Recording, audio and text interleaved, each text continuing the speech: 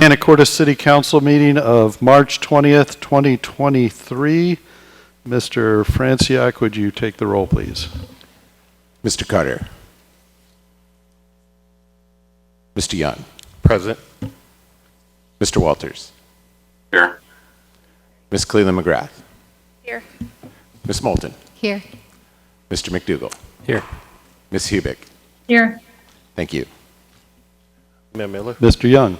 Yes, I move that we excuse Councilman McCarter. Again, he's in service in the military for the country, and it's been called to do some active work right about now. Second. Okay, a motion by Mr. Young, a second by Ms. Hubick to excuse Mr. Carter. All in favor signify by saying aye. Aye. Any opposed? Okay, motion carries. Please join me in the Pledge of Allegiance.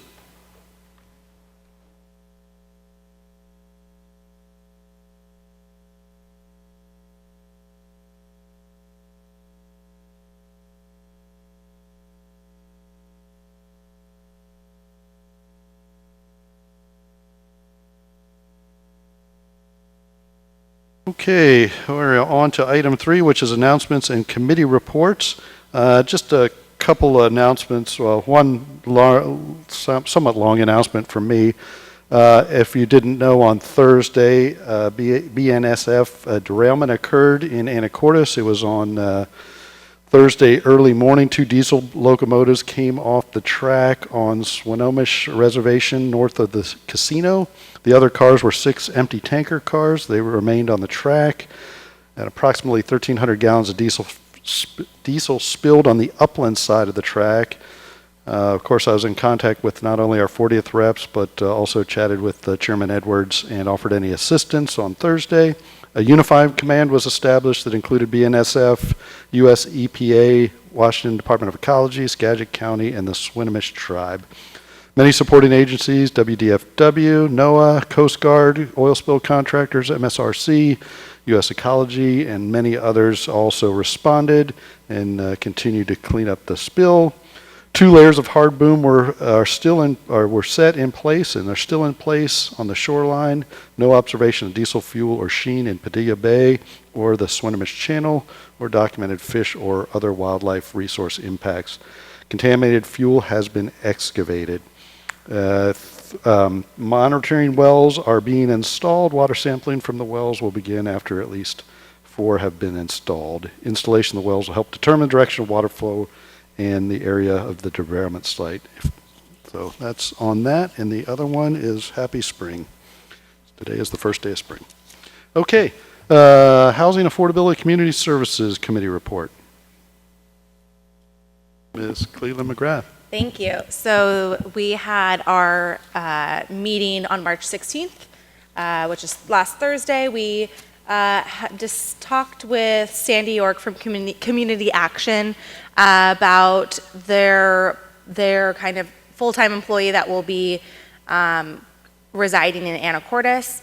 They were going to be able to rent space from the Housing Authority, but that space isn't quite ready yet. So they will be co-locating at the Family Center because they've got extra space in their new admin building. So that's great. It'll help kind of set a good working relationship between the Family Center and Community Action within Anacortes. Our main discussion topic was to talk more about the utility bill discount program with Steve Hoagland. We talked about the 20% discount versus 30% discount and who we're really trying to target. So we've really determined that for the welfare of the fund, we need to kind of work incrementally, which means we're going to try to target those at 50% or lower of the area median income for this first year. And then I think we're looking more towards about a 30% discount. I think we're going to talk about it later today. Yes, that's right. And then we went a little off topic, not off topic, but had some time to discuss some other issues. One being the fact that T Avenue continues to be a challenge. We've got to work on a coordinated response. All 3 committee members who are from council have visited T Avenue with the outreach team a number of times. We also met with some of the stakeholders who are part of that outreach team, and we've got to come up with a strategy that has expectations and helps get people out of that situation. So that is something that we are going to work on. I know that we could have some folks here who are going to talk about that later in the public comment, but we are quite frustrated and want to look at our other options. But we also know that there has to be really clear guidelines, and we need to have all of our stakeholders involved so that it is done in a consistent manner. And then we also talked a little bit about community court as one of the options for folks that are having some challenges and how that's working for different people. So that was a good discussion, and I think we're going to meet with our prosecutor maybe later. But we're looking at all of the different ways of dealing with some of our more challenging residents. Thank you. Next up is Public Works Committee. Mayor Miller? Ms. Moulton. I just wanted to add one thing to the HACS report. We really did a lot last week, and one of the things that we did, Councilmember Cleland McGrath and I went to Duwalic. We were kindly invited by staff there, and they gave us a 2-hour tour of their facility and detailed their services from dental to medical to, of course, substance use disorder treatment and how people qualify for those services. And we learned quite a lot and really appreciated the time they took with us. It's part of our, how do we get people there that want to go, that could benefit from that kind of treatment. And so we're really working hard to put all these pieces together as best we can and coordinate efforts. And that was really illuminating. So we continue to work on how we can do this together. So segueing to Public Works Committee, we had a meeting right before this one, and it was Councilmember Walters remotely, Councilmember Young, and myself, with Public Works Director Henry Hash and Sydney Neal, who's his right-hand person, and also engineer Tim Homan. And the water treatment plant demo, the old water treatment plant, needs to be demolished, and the city went out for bids. We did not receive any responsible bids at this point, but there were 5 contractors that had attended the pre-bid meeting, so we're not sure why we didn't get the bids that we were hoping for. So Mr. Hash will reach out to those companies and see what the kind of the holdups were on that in order to get good bids moving forward. So there's a little delay on that. We spent the next 50 minutes talking about our pavement management plan, because of course the Public Works Committee always has lots of questions about that.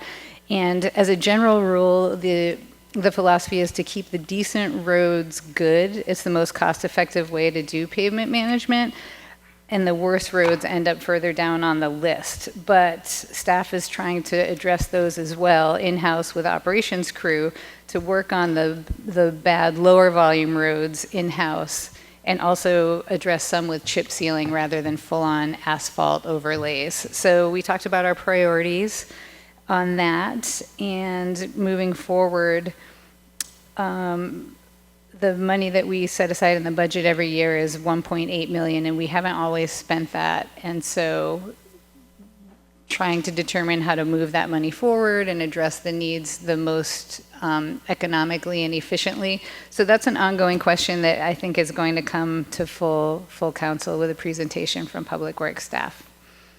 And that's it. All right. Yeah, thank you. Yeah, we're working on scheduling the Public Works quarterly update very soon. Next up is Economic Development Committee. Mayor Mr. Miller? Young. Thank you. It was Mr. Meesemer, Ms. Cleveland McGrath, and myself, and we had an in-depth meeting with Mr. Meesemer, Don, and it was a great meeting in the sense that because Don will be retiring, that we wanted to sort of recap where we are, some of the things that's been accomplished in the department, but also get the benefit of his wisdom. 30 years is a long time and a lot of wisdom and a lot of water under the bridge. And so what we did was a deep dive into that discussion of challenges, opportunities. How do we sort of build a consensus around economic development for Anacortes? And even though we plug into the larger entity of Skagit County and the state, but at the end of the day, the part of the mission for the Economic Development Committee is to focus on what we need here. And whether that comes through, as Don used the word, silos. We got the hospital, we have, we have the port, we have the chamber, we have the city, we have those people that are in between. And so how do we bring them together to try to extrapolate out of all of that some commonality as to what economically we could do to help enhance our city for it to become and do more of what it wants to do. And so one of the things that came out of it was a discussion about cluster interviews in many ways, because in those clusters interviews, the thought was that in each of those segments, whether it's the hospital, it's got its own unique needs of what it's trying to do, where those challenges are, and then, the city itself, and how do we deal with downtown and downtown's need for more people to come downtown, but also those employee shortages. How do we begin to deal with that? All of that is economics. And so we had a wonderful discussion about that. Don gave us some stellar thoughts about meetings. We're just beginning to delve into people and groups that we want to meet with. It's a gradual process, but what we want to do is begin to figure out where our challenges are, our successes are, and when we agree on some things that we may need here in the community, it allows a concerted effort and focused effort on achieving those things. And so it's a wonderful thing, and it was a stellar conversation. But, we have places like Don was pointing out, when the cruise ship was coming, he and his spouse that worked at that time at the chamber, they would get in the, they would ride around trying to tell people about what was happening in our city.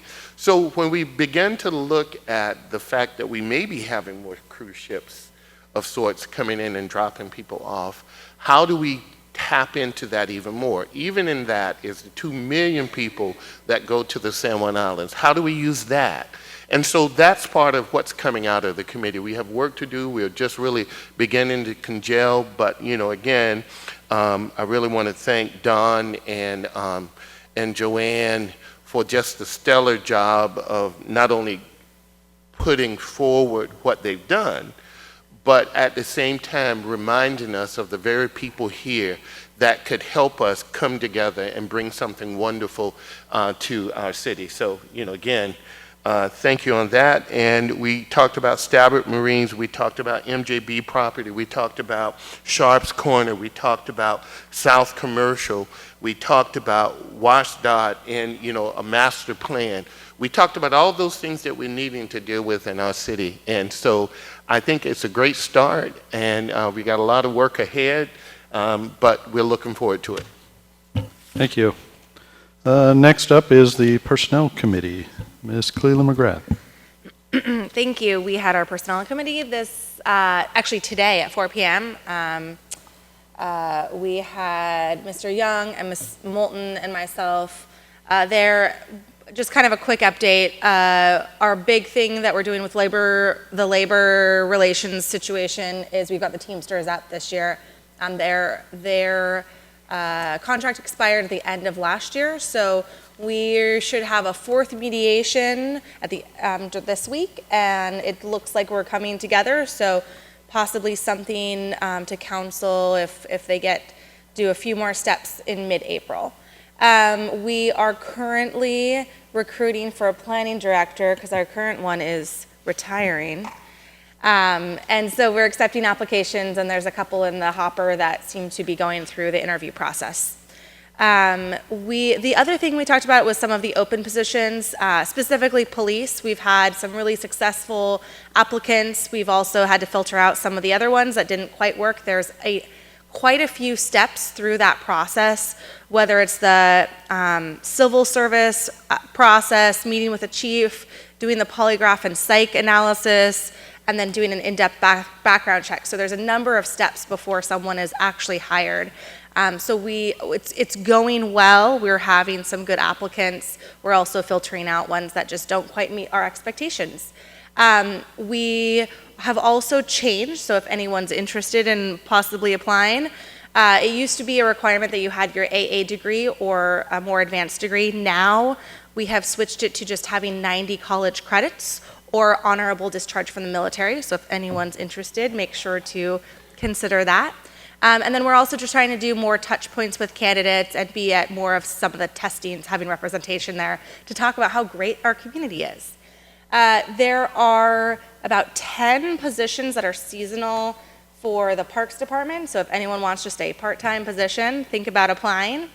And then we talked a little bit about the Civil Service Commission. We've got a new person on that commission, Mike Ward, and he's been doing great. We've got our safety and wellness committees up and running. They meet about monthly and just kind of try to do some activity, nutrition, stress management, things like that, and then also make sure that we have safety posters and all of those kind of important things about workplace safety handled. One of the big things the personnel department has been working on is updating job descriptions. We had some that were as old as, or were actually from 1997 and 1998. So that's really cool. There's over 100 positions, so it's been quite a project to get it done, and we're pleased that that has happened. They're considering moving to a web-based software when it comes to doing job descriptions and hiring. It would be more of a blind hiring process, so pretty affordable, and a lot of the other government entities use that, the similar program. So we are working towards that. I think that's about it. Okay, great. All right, next up is, speaking of spring, Skagit Valley Tulip Festival poster presentation. And Cindy Verge, you're going to come up and you're going to say a few things first, right? Do you want, of course, yeah, perfect. Yes, absolutely. And it's quite lovely, as always. And yeah, you can put it right up in front so everybody else can see it, and because I don't want to ruin it by getting a picture with it. Okay. So you're going to tell us all about the Tulip Festival. I am. Okay. What a perfect day to come. Spring feels like it finally sprung. I saw trees blooming. There's a daffodil field in bloom. And this poster just screams spring. Our artist this year is Carrie Clavendetcher. And Carrie has a very unique background for an artist. She is a college-level athlete who graduated from Yale University with a degree in physics, spent time as a NASA intern, spent time working for Microsoft, and then decided she was going to become a painter. And this is a painted image. She did her research, and you will find that Savannah sparrow out in the fields perched on top of tulips. And the really fun part is she put, I think it's about 10 hidden images in this poster. So you have to go to our Facebook page and read all about those hidden images. We'll be revealing them, have been revealing them, and we'll reveal them as the spring goes on. We are so excited with the Tulip Festival. This year, after 1 year of nothing, 2 years of kind of like, what can we possibly do to make it through COVID, we feel like we're back. It's the first year since 2019 that we have a gala, and that is this Saturday. Still got tickets, so go sign up if you want to come to a really fun party. We've got a swing band. We're even offering dance lessons, and we have an instructor that guarantees he can teach you to dance in 45 minutes, at least well enough to get out on the dance floor. I'm not sure, but I'll be running around doing other things, so I'm not going to try that challenge, but it sounds like a lot of fun. We've hired a media firm this year in conjunction with Skagit Tourism Bureau to help us remind all of our fans from around the world and across our country to come back to the Tulip Festival, because we noticed the past couple of years there's, sputtering, and well, as it should be, because folks just didn't know what to expect. So we've really been working on getting that information out. We've also partnered with the Tourism Bureau in bringing in a passport program. So you go and you sign up for this passport program, and it's points. So you get points for going to the salmon barbecue, for going to the gardens, for going to the PACCAR open house, for attending the street fair in downtown Mount Vernon, for having dinner in an area restaurant. So if you go to the Rockfish Grill, you get points. And we did that because, one, we wanted to see where people go, because you have to check in to get those points. And two, we just thought it was a really fun way to answer that question. Well, we came to see the tulips, now what else can we do? And the prizes are pretty small. They aren't real big. One is a holographic sticker that you can get at our office. Another is we have 3 of our restaurants that have offered gift certificates that we'll hold a drawing for. And the grand prize is a weekend in La Conner. We've had a hotelier there and a restaurant there that have given us gift certificates for that. So we're excited to bring that on board as well. And we've got everything, feels like it's almost back. PACCAR's back. We have the street fair back completely. We've added a new grower this year, so there are 4. And that's the first time. I joined the festival in 1999, and at that time we had 3. We went down to 2. Last year we went back up to 3, and this year we're up 4. And it's exciting because it just gives that many more opportunities for people to come and people to enjoy the tulips, and one more place to be able to send them, because folks, that's the very first question they ask. Well, what's new? What's different? What else can I do? And now we have some really good answers to those questions. And I also wanted to thank you for your continued support of the brochure. We get funding from the lodging tax here in Anacortes, and this year we have published 150,000 of those, and we distributed them down in Oregon at some rest stops down there that they said were key distribution points. It also went back to Canada this year. Yay, the border's open completely. And then our normal distribution from the Pierce-King County border north through Whatcom County. So are there any questions I can answer? Any burning questions? Well, with that, I would like to, nothing says spring like the Tulip Festival, so, but with that, I'll also ruin the picture and accept the poster on behalf of Anacortes. Wonderful.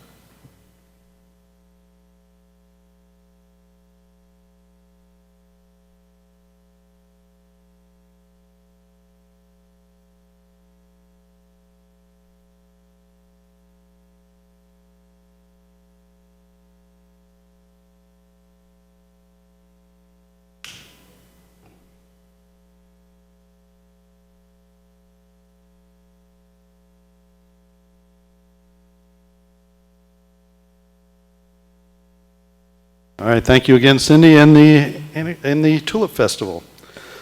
We are going to move on to item 4. Item 4 is public comment. This is an opportunity for any member of the public to address the City Council, typically on items that are not on our agenda. And I've got a few folks signed up, so I'll just go down the list and start with Mary LaFleur.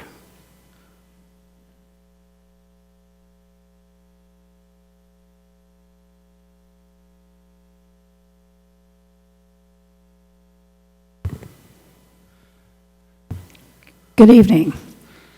I was here 2 weeks ago. And name and where you live. Mary LaFleur, Anacortes. Okay, thank you. I was here 2 weeks ago and am back again tonight. The fear that I had about the residents living in our industrial marine area has now happened. A fire in one of the trailers. I've sold insurance for over 37 years. I understand the risk you are allowing and to continue, and you are forcing upon our businesses, boat owners, and our community. I will list the risk I see as a professional. As you know, many of these RVs down on T Ave have hoarders living in them. They cook in them or close to the outside of them. It's highly unsafe. There are propane tanks all around those rigs.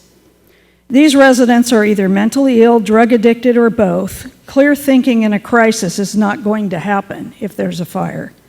These residents are not subject to inspections as the businesses and vessels that they are amidst. The residents are not known to have fire equipment on hand. These residents have no insurance or any financial means to pay for any damage they cause to others' property. Sunbrella on a boat has waterproofing, which is an accelerant. Embers, I've watched many marina fires in my industry. Embers, especially during wind events, can travel a quite distance, causing a fire to go from boat to boat and building to building. Fiberglass burns fast, hot, and has toxic fumes.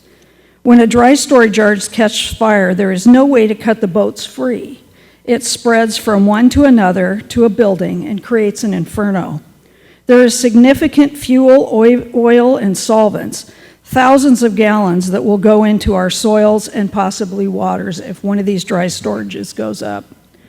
There are flammable tanks on these vessels. In our business, in businesses, propane, gases to weld, etc., they can explode and can cause projectile situations. These are only the top 10. You are putting our first responders at risk. You are asking the businesses and boat owners to share in the risk that you are willing to take, and they are not. You are creating a situation where you're forcing the businesses and boat owners to protect their own property when it can be professionally done by our law enforcement, if allowed. The business owners do not want higher insurance premiums or businesses shut down for reconstruction, which could end the life of that business. Loss of income, loss of employees that will have to work elsewhere to survive. Our sweat, tears, and efforts going up in flames. The environmental cleanup, as you've seen with the train, would be a nightmare. The boat owners do not want higher insurance premiums. We don't want our assets destroyed, our family plans destroyed, and our lifestyles taken away. Watching what we worked so hard for going up in flames. Environmental fees and lawsuits. This is a marine town. Much of our revenue comes from these businesses and boat owners. You are elected officials that have a job to do. You will never make 100% of the people happy. You should strive every day to hit 80%. Not the far right, not the far left. This is not about the left or right. It is about serving the people of Anacortes. You say that these residents have rights. So do we. Currently, you are giving them more rights. T Avenue is not a safe place for them, or the business owners, or the boat owners. If you want to continue to protect them, move them away from T Avenue. I would not suggest asking the refineries to take this on. Other cities have put a stop to this. I am asking you, the council, to take care of this problem before a much larger and more serious event happens. We could lose lives, we could lose firemen, we could lose policemen. You could be held liable if this happens and you failed to respond. Thank you. Thank you. Okay, next up is, sorry I can't see the last name, but the first name seems to clearly be Natalie Clark, maybe? Okay, all right. Come on up.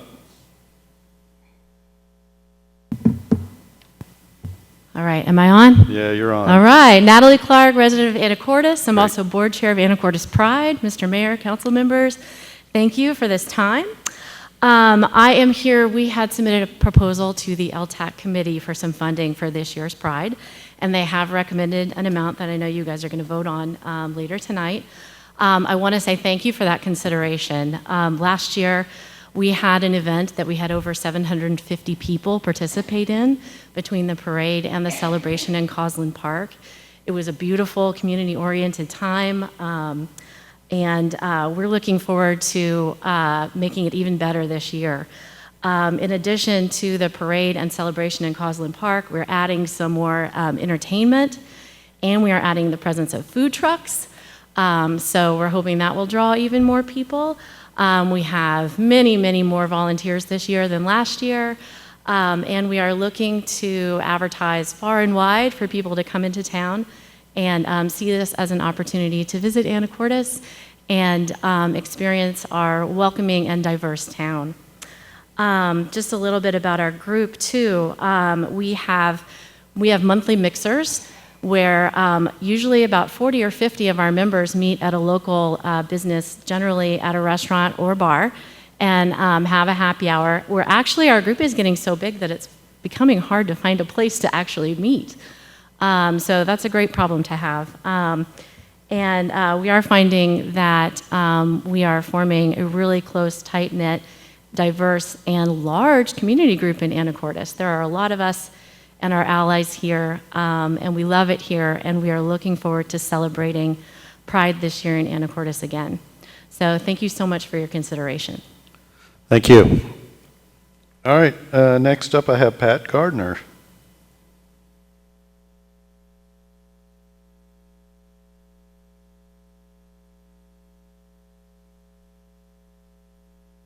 Good evening, Mayor, council members. Thank you. I'm Pat Gardner, resident of Anacortes.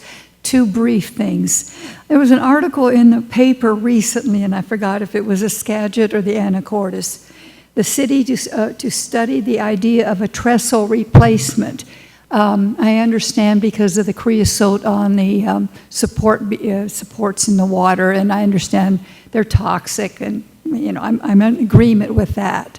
My concern is, just looking at this briefly, a replacement study, over $200,000 just for the study.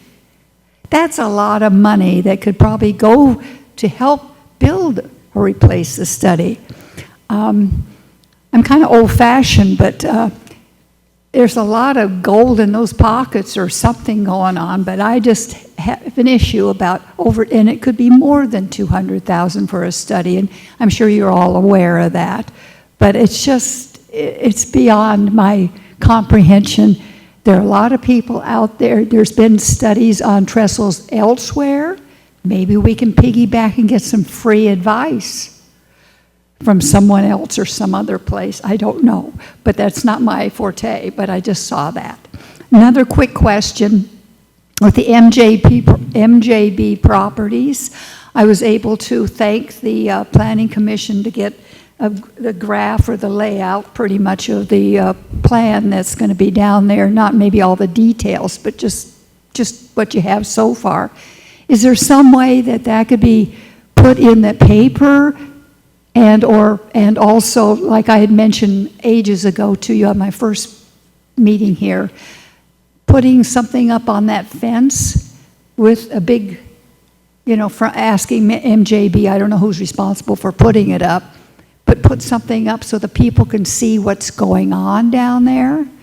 And, they're making a lot of headway with the sidewalks and the streets and whatnot's going on, but I just thought maybe getting a graph of it in the paper and up on the signs if possible. Thank you very much for your time. Thank you very much. Next up is Mary McCardle.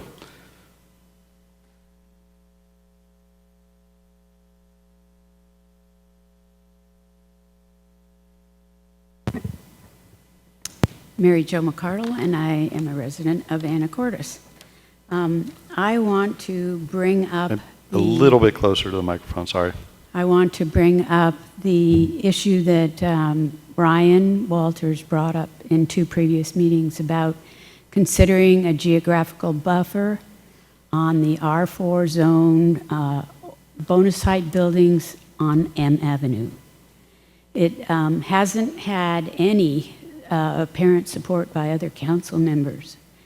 And I think this is a valid point that he's raised, and it's a good compromise for the folks that would be impacted, as well as the congestion and the additional safety issues that could be potentially very significant on M Avenue. So I just hope that the city council will consider and adopt some sort of geographical buffer between O and M Avenue for these potential 5-story buildings that could come in and severely impact the quality of life to the surrounding R3 neighbors and other zonings that abut this R4, this R4 zone.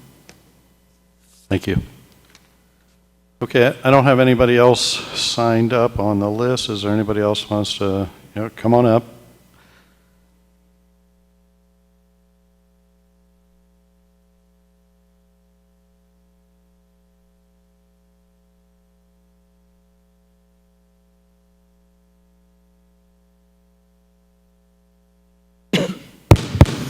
Good evening, Mayor, City Council, audience.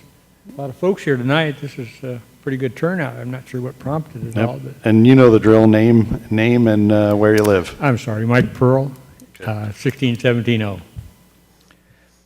My first concern is I'd like to put a pitch in for a public communications department or an officer, someone who can get a lot of information out to people.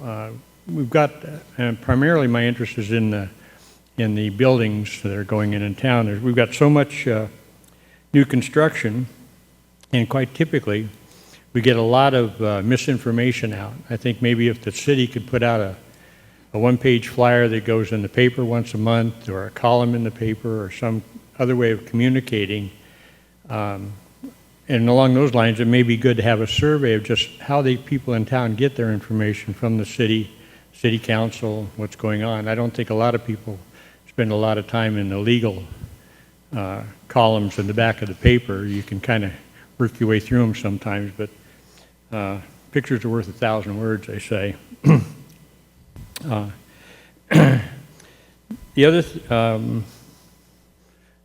other main concern is, well, and I like to second Mary Jo's comments about a geographical transition zone.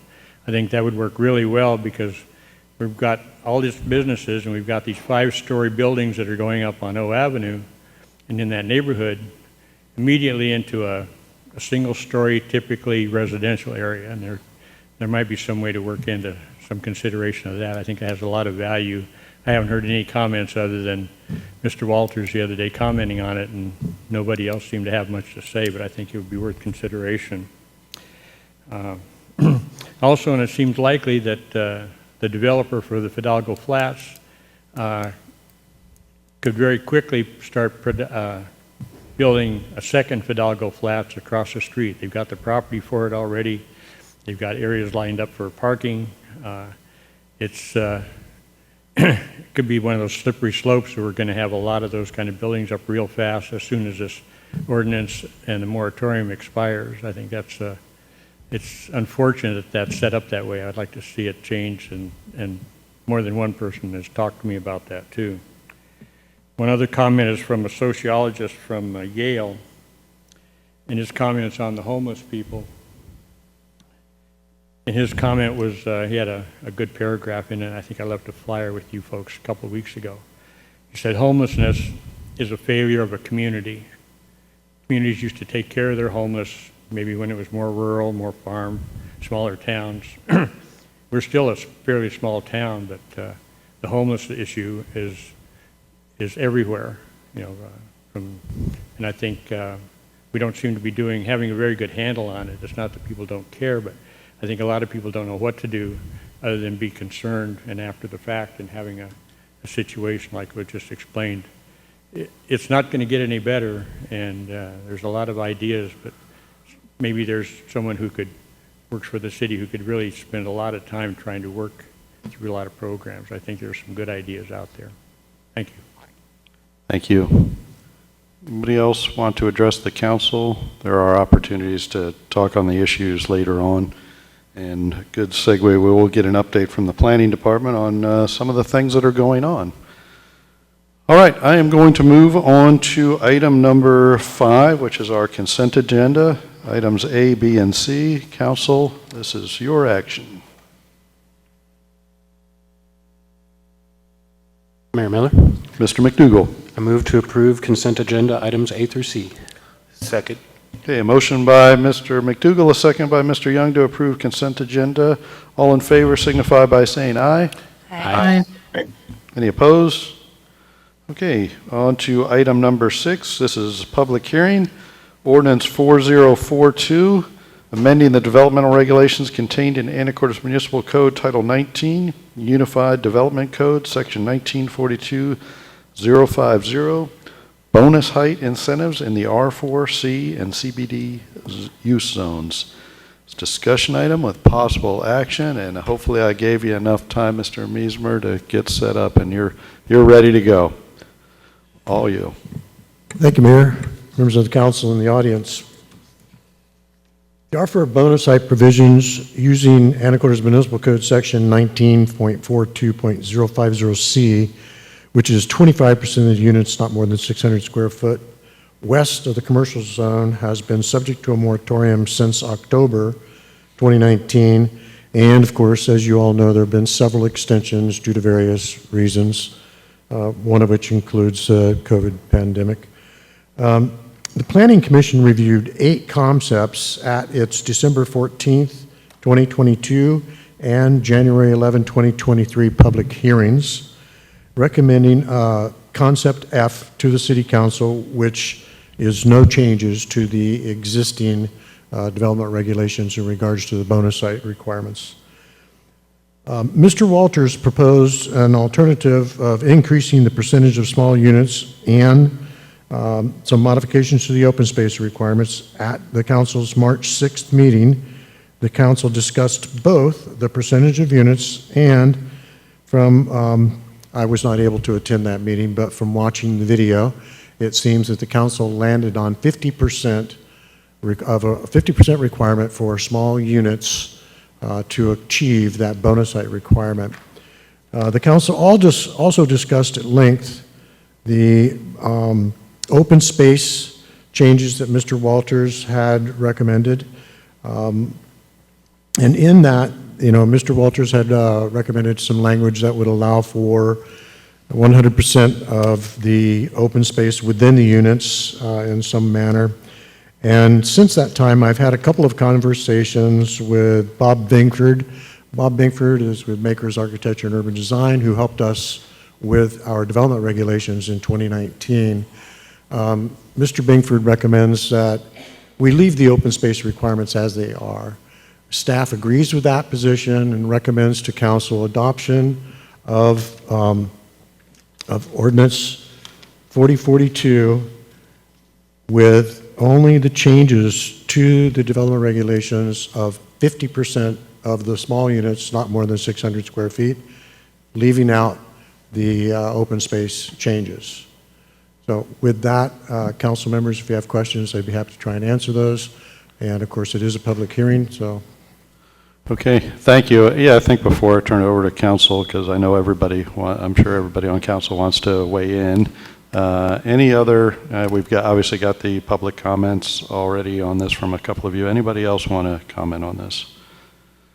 Okay, council, I've thought about just going down the line, but I'll just let you all weigh in, whoever's first.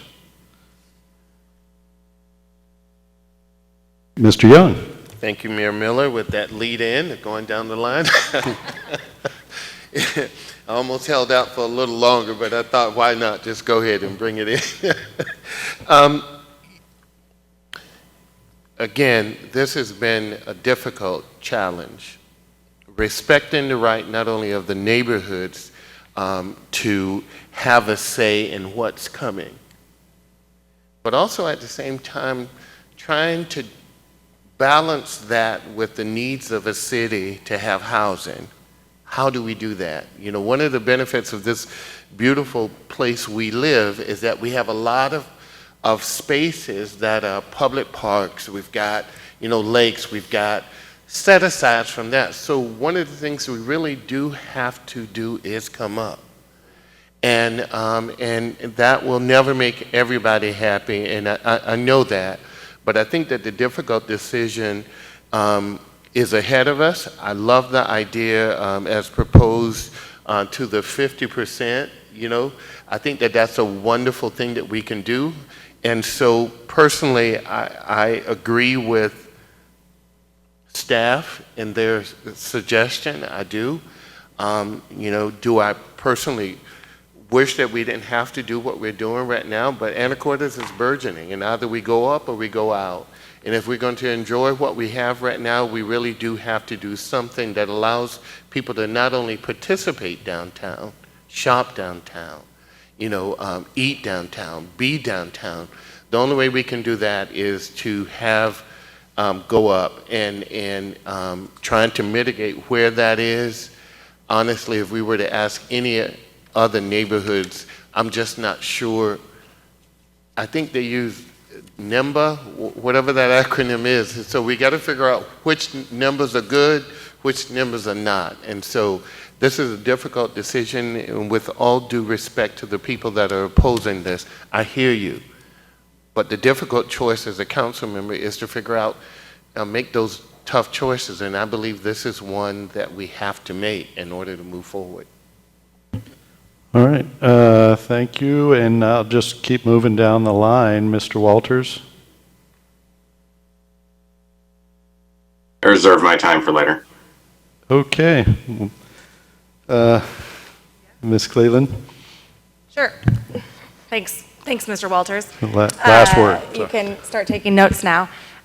So let's be really clear about what we're talking about, right? So R4 zone, there's the R4 zone on the west side of commercial and the east side of commercial. What we're discussing today is the fact that across all of R4 zone, 40-foot height allowed, period. 4 stories, there's no debate about that. That's not what we're discussing today. The other thing is, what we're discussing is bonus height incentives. And we pretty much have 2 ways of doing a bonus height incentive. The first one is based on affordable units. So that is going to be tied to area median income. And that has to be reported on a yearly basis. We've seen the Anacortes Family Center take advantage of that. We hope to see the Housing Authority take advantage of that. We would love to see a private developer want to do some affordable housing. Unfortunately, what we've heard from developers is the fact that the ongoing monitoring of area median income tied affordable units is quite cumbersome. So when we went through the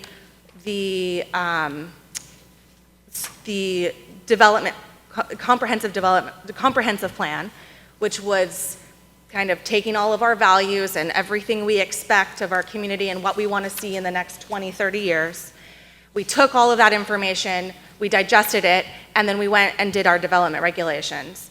We realized that when we look at the inventory of residential products that are available within our community, we are extremely dominated by single-family homes.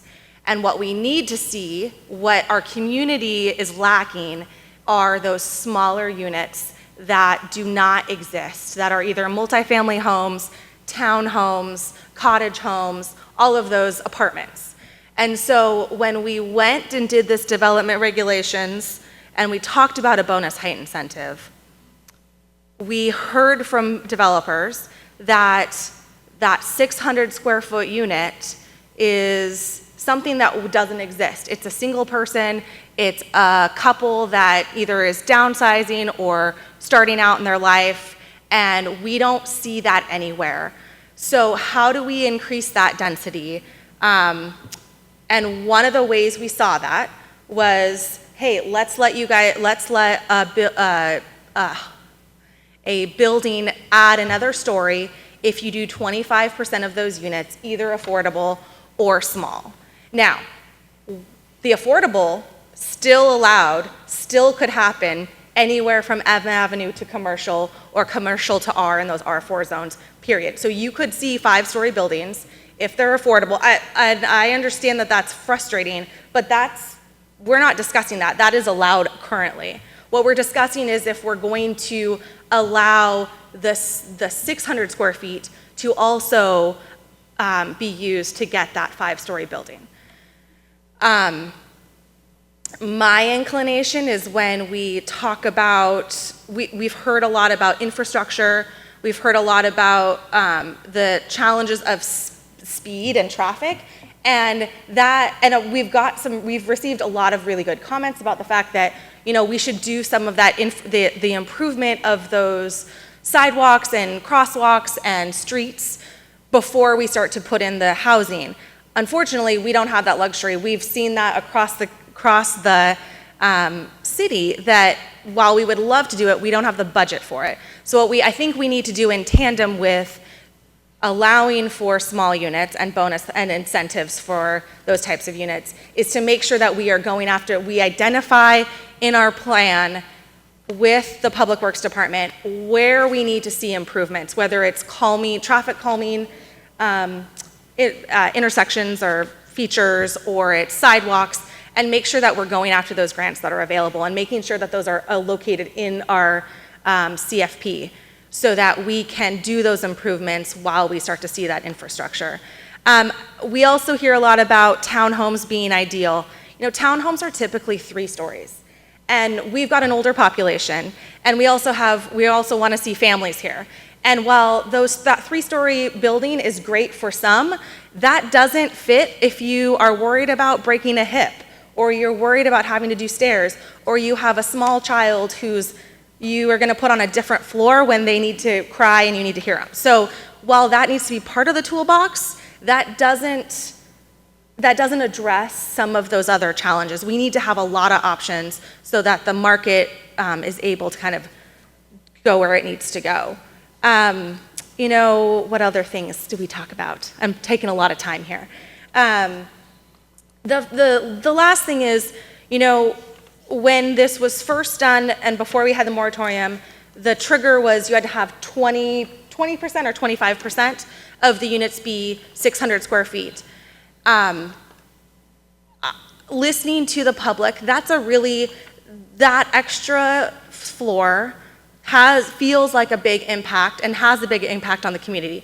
So to me, that's why I suggested let's raise it to 50% of those units being 600 square feet or less, because that then puts a little more teeth in having the public good for having the units that we really need to see, and encouraging the pain that's felt by the community is at least also benefited by providing housing that we don't currently have.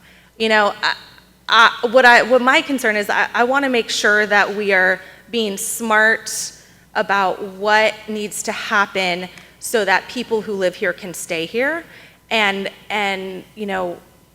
this is, when we talk about development regulations, we're kind of talking the minimum. Our goal is that we see things that are better, that offer more features than what is required by code.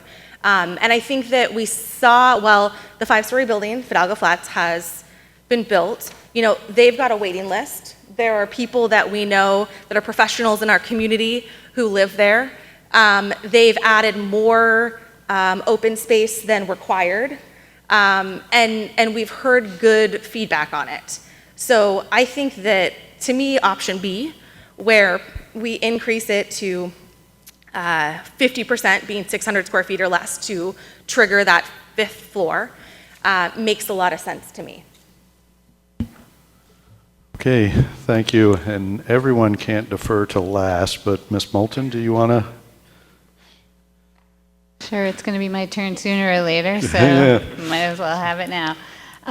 This has been a real challenge all the way around, and growth is hard, and it makes a lot of people uncomfortable, and change is hard. And there have been a lot of hours and meetings and conversations that have gone into this from the comprehensive plan update in 2016, where, as Ms. Cleland McGrath said, we defined our mission, our goals, our vision as a community, and it was density in the core. And the development regulation update that we worked really hard on, and we had so many public meetings, as has been mentioned before. I think it's something we need. We need this density. We have 25 units where there were 2 that people can live in this town. We don't have housing. We need small housing. And we're not going to get probably a ton of it. We don't see any east of commercial right now. We have the one building, and we have one that I think has been a pre-application put in already. And we said we're going to go up, and we're not going to go out, and we need to provide those opportunities. So with the 50% small units and keeping the open space requirements as they are, I am in favor of this proposal. Thank you. Mr. McDougall? Thank you. I actually had a couple quick questions for Mr. Meismer. So the area in question, we've allowed, or at least a 4-story building has been allowed in that entire area for really decades now, right? That's correct, since 1978. 1978. And 0 have been built. That's correct. Okay. 3 stories also have been allowed, and I think maybe there's been some of that.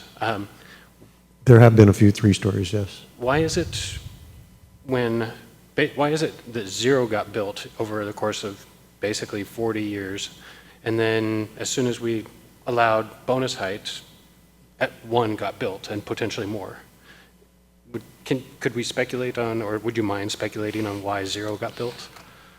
So what I hear from the developers is that when you get to that 5th floor, that economy of scale begins to pencil out better. Mm-hmm. So at a 4th floor, you're going to put an elevator in, but now you don't have anything as you go up to those 5th floors in units to subsidize that cost of $400,000 for an elevator. Mm-hmm. So that's part of it. And again, then as you start to move up in floors, you know, your framing costs tend to come down as you get up into that 5th floor, finish work, and et cetera. Basically, economy of scale kicks Exactly. in kind of all around, but one of the key barriers is the elevators required when you go above 3. One of the big keys, yes. Okay. Yeah, I've struggled with aspects of this as well. Like, I'm definitely in support of the 50%, and thank you, Mr. Meismer. And, you know, our community and the entire West Coast really have been essentially desperately in need of inventory, an inventory that fits essentially underserved parts of the market, really. Like, not the entire market is looking for, nor can they well afford potentially single-family homes, especially in places like this. So increasing our inventory of alternatives to single-family homes is absolutely critical for us. The 50% I'm totally in support of. I could go either way on, I guess, the open space. I'm intrigued by Mr. Walters' suggestion about shifting the line, although I think ultimately, long-term, that line would expand anyway back to M. So I'm a little torn on that. I'm not quite sure right now. Yeah, still thinking. Thank you. All right, Ms. Hubick? Thank you, Mayor Miller. And I want to thank everybody that's taken the time to write in, everybody that's spoken tonight. I do agree with a lot of what's been said. I particularly want to point out that I agree with, we're not going to make everybody happy. But sometimes our job is to focus on keeping people alive and making decisions that will help people stay in their homes or find places to live. The housing first model comes at it with kind of like Maslow's hierarchy of needs. If you have a house, you will have a safe place to go after work. You will have a place to raise your children if you have children. You hopefully will have an affordable house, a place to live that takes 30% of your income, which means that you can have money for food, for mental health care if you need that, for doctor's visits. This is not just about visual looks within a neighborhood. This is about also doing what we can now to mitigate what's basically a public health crisis. And, you know, like was said earlier, change is hard, change is really scary, and facing an eviction because you can't afford to live somewhere is also really, really scary. So it's our job to take care of everyone in this town, and this is one way to start out helping the people that need it most. I'm happy. I'm really, really happy with the 50%. no more than 600 square foot. I think that that's absolutely fantastic. And I, again, thank you to everybody that's written in, who's made phone calls, who's taken time to speak with all of us. Okay, well, the rest of council was kind enough to not ask for the last word. Mr. Walters. Thank you. I completely agree that we need more diversity of housing, sizes, types, and styles. I've been talking about that for quite some time. The diversity of people who live and work in Anacortes make up a healthy housing ecosystem when that diversity is accommodated by that housing ecosystem. And going up, not out, is one of the fundamental goals of GMA. No argument from me on any of that. So I'm glad to see that we have unanimity around our goals. It's the means to achieve those goals that I think are always in question. It's the details that matter. I appreciate council's support of an increase in the required small units. If we're going to have this height, we should be getting the public benefit, which is the smaller units that by nature will be cheaper.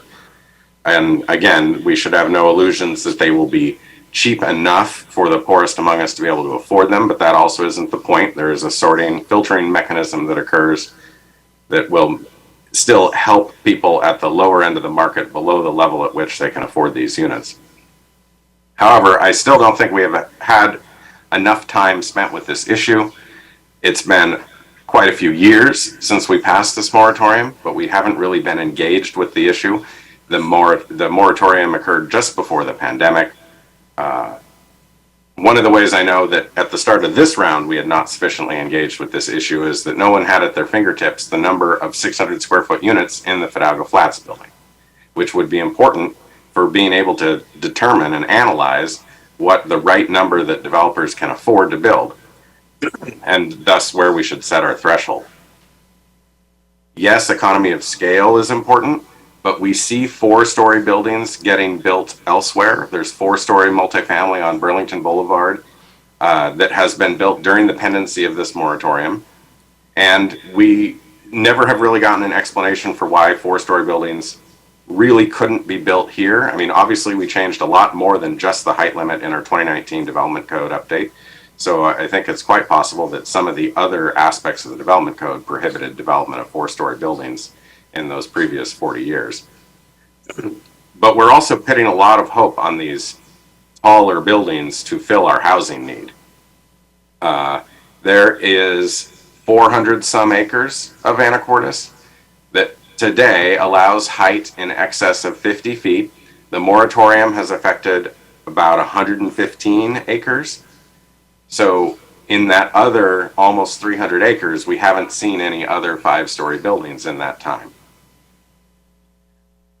If our hopes are going to be pitted exclusively on this height, we may be disappointed. We need to do more infill, missing middle housing, which does have the advantage of being cheaper to produce on a per unit basis. It's less risky for developers to pursue, and in some cases can be pursued by a homeowner on their existing lot, or if they own multiple lots adjacent to their existing dwelling. Finally, a number of people, including me, have raised this issue of the area between O and M Avenue. The one building that we have today is on O. The building that the same developer has proposed is between O and Commercial. And if we set the limit for this bonus height at O Avenue, both could proceed. The streets in the area of O and N are in relatively good shapes for sidewalks, but the avenues are not. And we do not have a plan for achieving that sidewalk infrastructure and potentially other traffic calming infrastructure in that area. We need to get serious about that. We don't have to provide it ahead of time, but we ought to be providing that level of infrastructure when development occurs. And we can't expect that development will pay for it all. So, in the absence of that plan, I think that the appropriate step forward here would be to allow the moratorium to expire west of O Avenue and continue it, or the reverse, east of O Avenue and continue it the west of O Avenue until we have an infrastructure plan and until we can properly consider whether a transition zone there would be something that we could achieve. 5-story buildings popping up in that area between O and M Avenue will be out of place. They will be out of scale. They will incentivize a lot of people to be very angry about that intrusion into what is a fairly vibrant neighborhood. And the fact that you don't see a lot of these people here at the public hearing tonight doesn't mean that a lot of them aren't out there and feeling that way. I've talked to them, and that not everybody who feels that way has ever appeared before City Council. We do a disservice to them if we do not fully consider this issue and fully consider our options here, especially in terms of how we might enable more incremental growth to achieve our housing goals, but in a more incremental way. Okay, so that's everybody on council, and I'm going to need to close the public hearing. Is that correct, Mr. Miesmer? I will close the public hearing, and Mr. Young.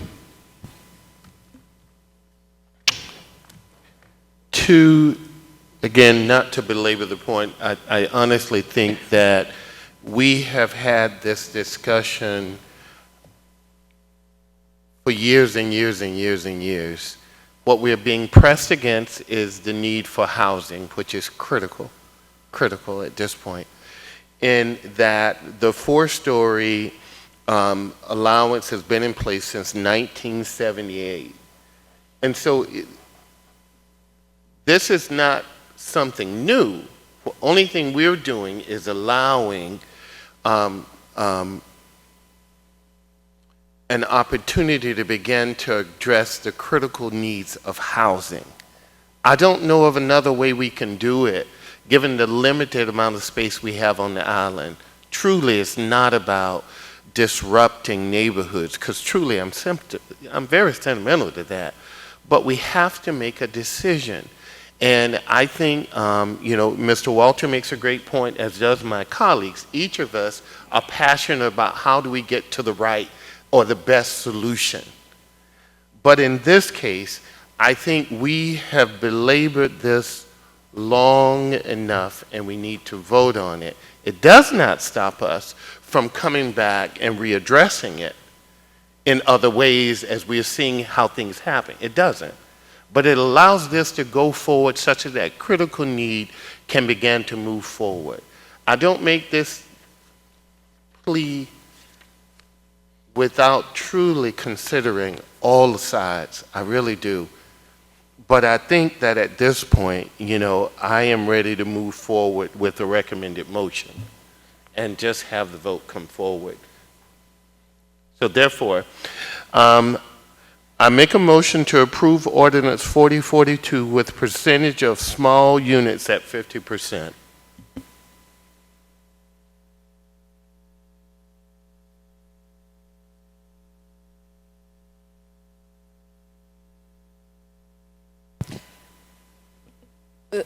Mayor Miller? Yeah. So I Ms. will Cleveland. second that, and I'm assuming we mean option B, right? That's correct. Cool. Okay. All right, a motion by Mr. Young, a second by Ms. Cleveland McGrath to approve ordinance 4042 with the percentage of small units at 50%, clarifying it's option B. Any additional discussion? Mayor Miller, Mr. Walters. I would move to amend the attachment A to the ordinance to read in subsection B, height bonuses are available to development in the R4 zone east of O Avenue. And the remainder of that sentence left alone. Can you do that one more time for me, Mr. Walters, so Mr. Franciak and Mr. Miesmer can catch that? Motion would be to amend attachment A, which is the code provisions, to modify subsection B to read as follows. Applicability, height bonuses are available to development in the R4 zone east of O Avenue, with the remainder of that sentence reading as it already does. I think we got it. Thank you. Mayor Miller. Mr. McDougall. Point of clarification on the amendment. Mr. Walters had said earlier, perhaps like keeping the moratorium in place west of O Avenue. Is that what this amendment does? Is it keeps the moratorium in place, or does it actually change basically the boundary? Go ahead, Mr. Meismer. I think you can answer that. Okay. I'll turn that microphone on. In my opinion, yes, that basically changes the line. As I understand Mr. Walters' proposal, is that height bonuses are available to development in the R4 zone east of O Avenue. So that changes the boundary to east of O Avenue.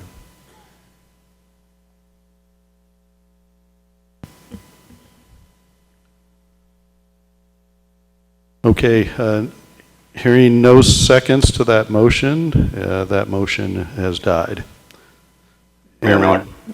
Mr. Walters, you can't keep making motions all the time just because the motion dies. You realize that, right? Okay. Yeah, I move to amend attachment A to change subsection B to read as follows. Applicability, height bonuses are available to development in the R4 zone east of O Avenue and the medical use overlay, with the remainder of that sentence reading as it already does. Okay, so that adds and the medical overlay. I think we got that. Mr. Franciac, Mr. Meismer, you got that?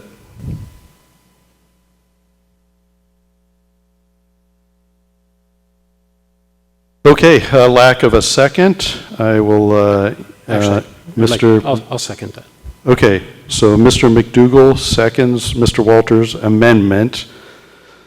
And maybe you can read that back for me to make sure before we take a vote. Mr. Franciac, can you help me with that? So after, on B, applicability height bonuses are available for the development in the R4 zone east of O Avenue and the medical overlay. And that has been motioned by Mr. Walters and second by Mr. McDougall. Any additional discussion before I call for the vote on that? Yeah. Mr. Young. Of course there is. Just You to wanna make go sure, first? the only thing we're adding into the, is the medical section. That's the only thing we're adding, not moving in line at all, just adding the medical section. Would you explain that, Mr. Meisler? Actually, it is changing the boundary, once again, east of O Avenue, and it includes the medical overlay. And one final question. Is there any reason that at some future point we couldn't add the medical overlay if that was deemed to be something? Mr. Young, the medical overlay is already, you can already go up to 60 feet. Thank you. All right, so it's no, okay. Mayor Miller. Mr. Walters.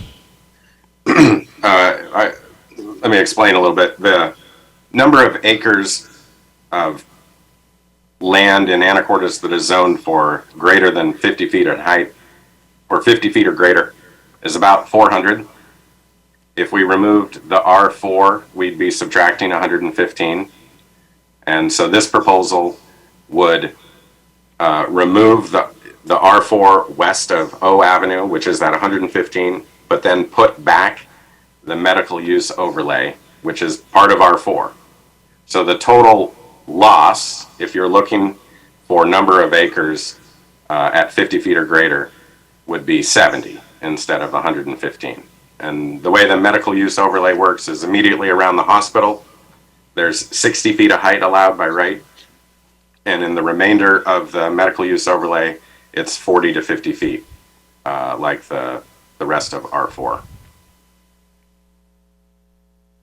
So the total change here would be negative 70 acres of the 400 some acres that you can develop at 50 feet or more in Anacortes. Ms. Cleland. So here's the thing, that's not quite accurate because 50 feet are allowed if it's tied to area median income, right? So we are already allowing 4-story units, 4-story buildings. That's not on the table. They could be anywhere from M Avenue to Commercial tomorrow, no problem.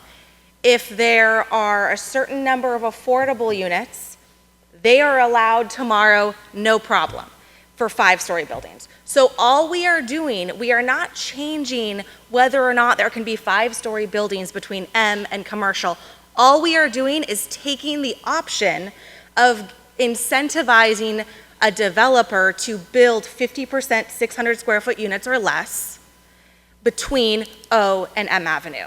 And to me, that seems counterintuitive if we are saying we need to have, that we lack this type of inventory, that we're going to just take 70 acres away. What we're really doing is just taking 70 acres to have 600-foot units available. And it doesn't change if you're a neighbor who has a building go up next to them. It could still be 4 stories or 5 stories. All we are doing is making it more difficult for people to live in our community.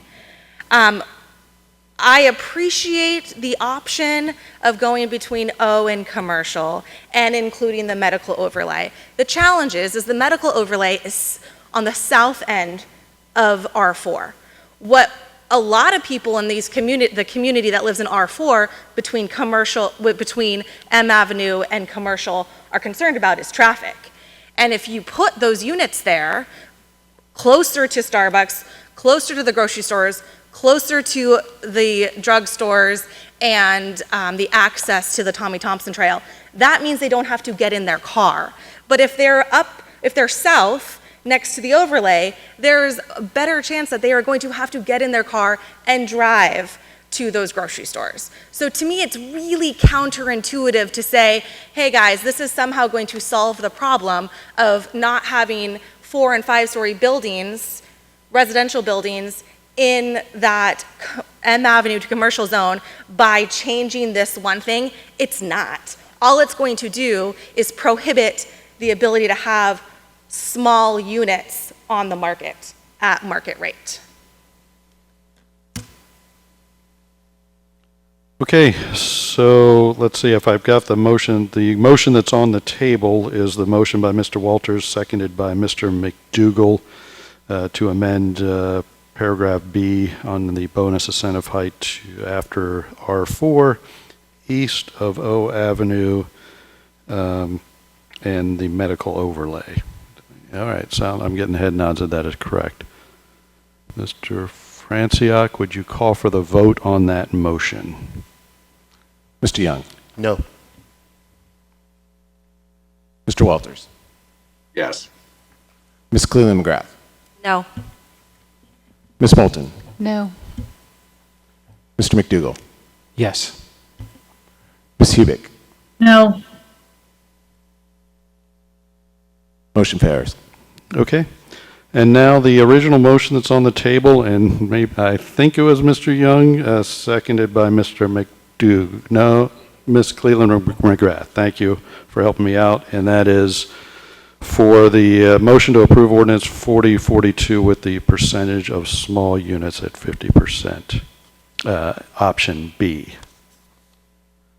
Mr. Franciac, you take the vote on that, please. Mr. Walters.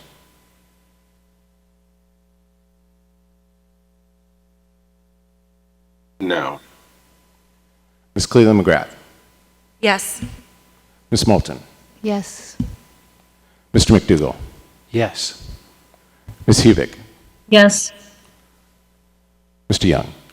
Yes. Motion carries. Okay, thank you for the good discussion and keeping me straight on the motions. We are on to item 7A. This is Planning Community Economic Development Department Activity Update. It's a presentation. And nearly a farewell type presentation, but with your team, Mr. Miesemer.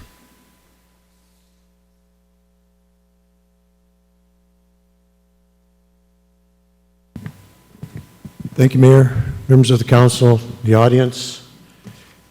It's been a little while since Planning, Community, and Economic Development have come before the council with an update, so we thought tonight would be a good night for that.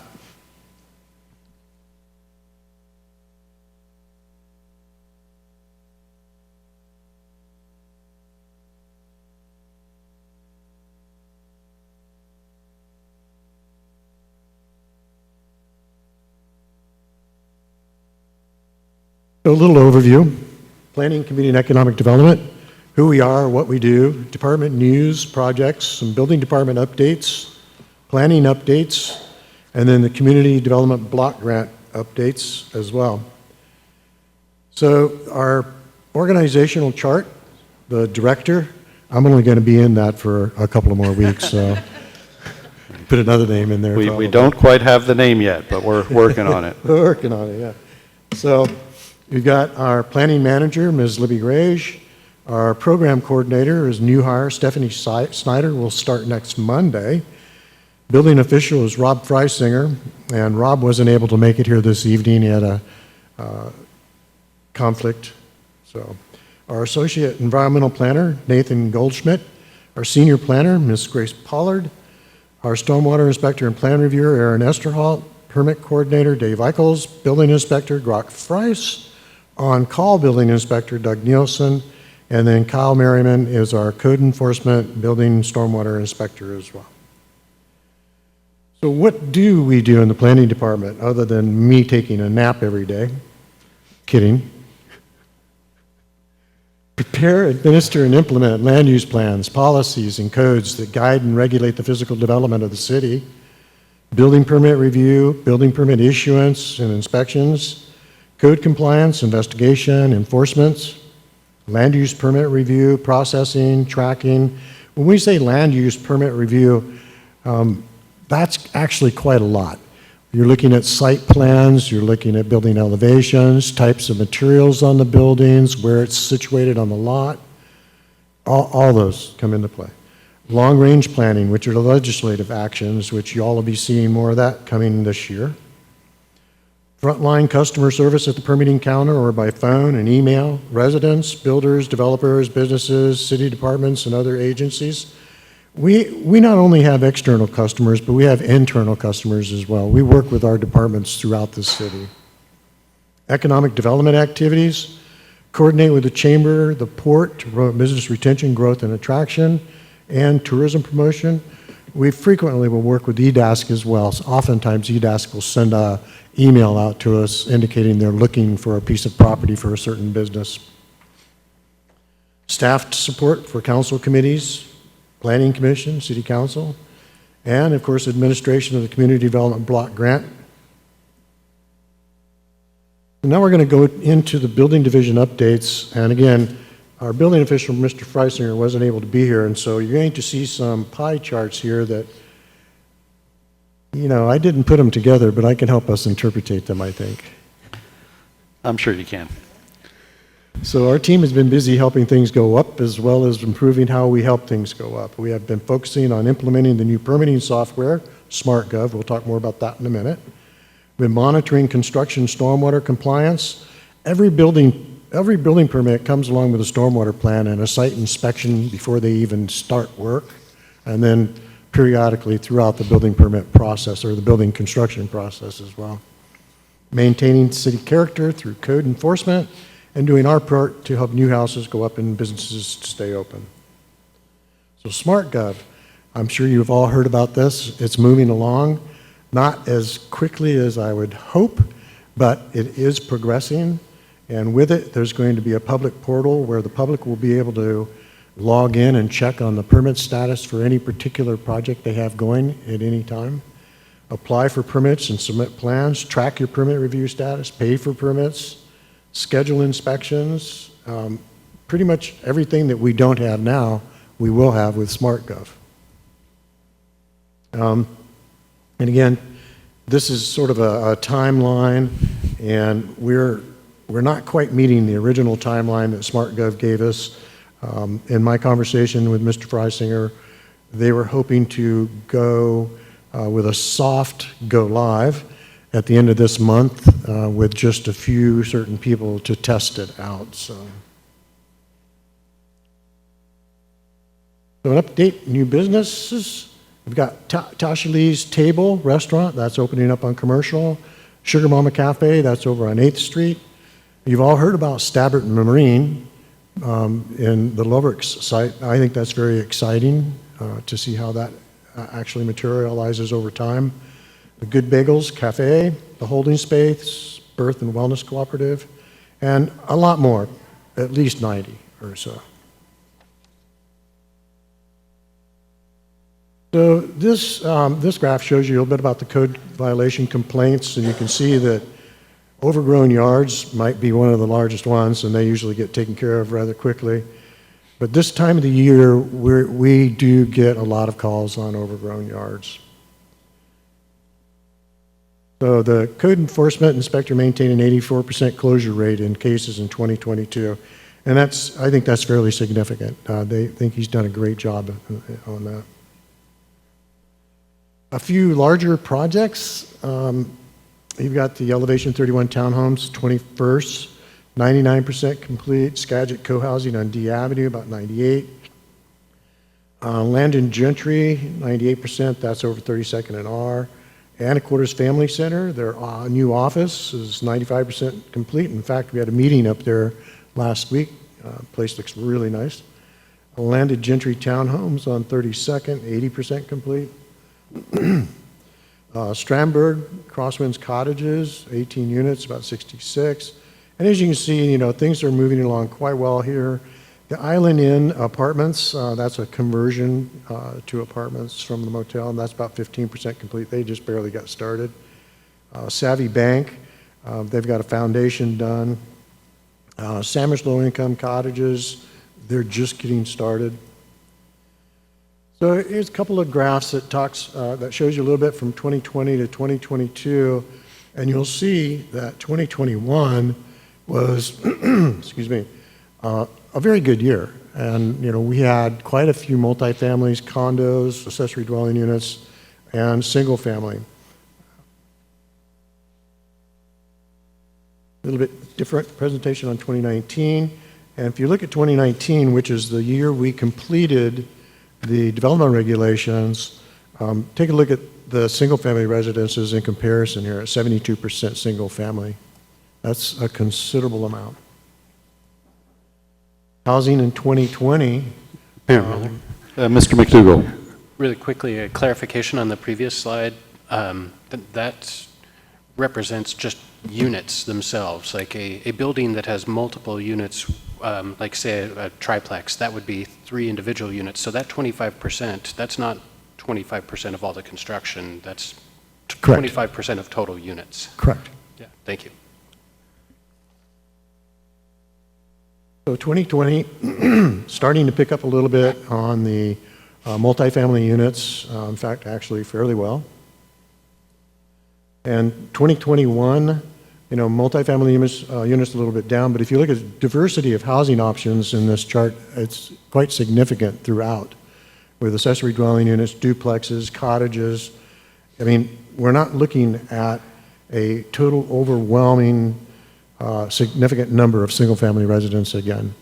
So for 2021, not looking too bad. 2022, our years slowed down a little bit in comparison to 2021, and you can see we're single-family residences are 35%, but we're still looking at quite a few townhome, ADUs, townhome, and multifamily units are not on there right now. We just don't have any yet. So 2022 was not that great of a year, and 2023 has actually slowed down a little bit as well. So this is 2022 with the hotel conversion, though, because that would be multifamily units. And then 2023 year to date, you can see that single-family residences are kind of taking the bigger piece of the chunk here, and then accessory dwelling units and some townhome units. Mayor Miller? Ms. Moulton. Thank you. I was just curious, Mr. Musemer, how many units does that represent, that pie chart? Or is it right in front of me? Sorry, I don't have those numbers. My apologies. Okay, thanks. I didn't Mayor know Miller. if it was like 50 or it was 5. Mr. Walters. I was going to make a similar point. What I think would be more useful here is a stacked bar chart showing year-to-year comparisons in total number of actual units, and then we can infer the percentages. But we do need to see how well we are getting close to our 131 units per year housing development goal. And that's easily represented on a stacked bar chart. And we'll have that, we'll put that together for an upcoming meeting. Thank you. So this is permit submittals, and when we say permit submittals, that includes plumbing, mechanical, sign permits, pretty much everything, not just residential permits. And you can see in 2023 we're 130, and these are year to date. So we're approximately right around that same number of 2020, 2019. So still a good year, but not as good as 2021. And I'm going to introduce Ms. Grace Pollard to take over from here. Thank you, Grace. Thanks, Don. Mayor, council members, public, let's talk land use. What I'm going to do is go over just really quickly some past projects, status updates, and then focus again quickly on some exciting upcoming projects. Some of these that you see on the screen right now, maybe you haven't seen since the decision hearings with City Council, but they are all at various levels of completion. The Port of Anacortes RV Park and the JKL parking lot, we have been told to expect construction to start this summer. Billhead School, their expansion project is completed, and they have children currently in the building this school year.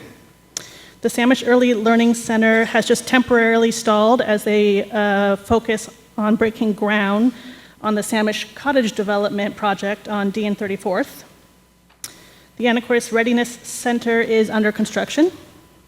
The City of Anacortes wastewater treatment plant outfall is currently in the permit process with state and federal agencies.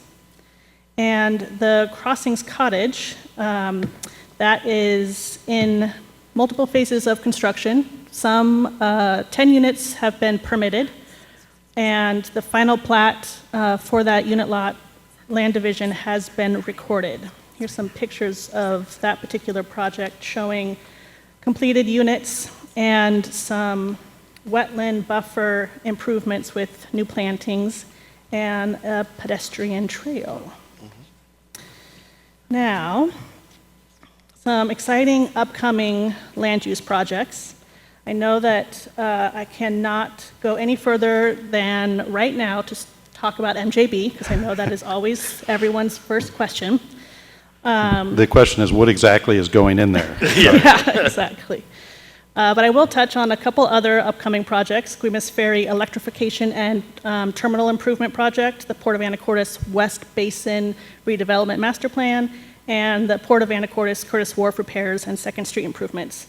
Currently, these are not in a complete application state, so we don't have any notice of applications ready to issue or any sort of public hearings. This is just a let you know it's soon to be approaching that stage.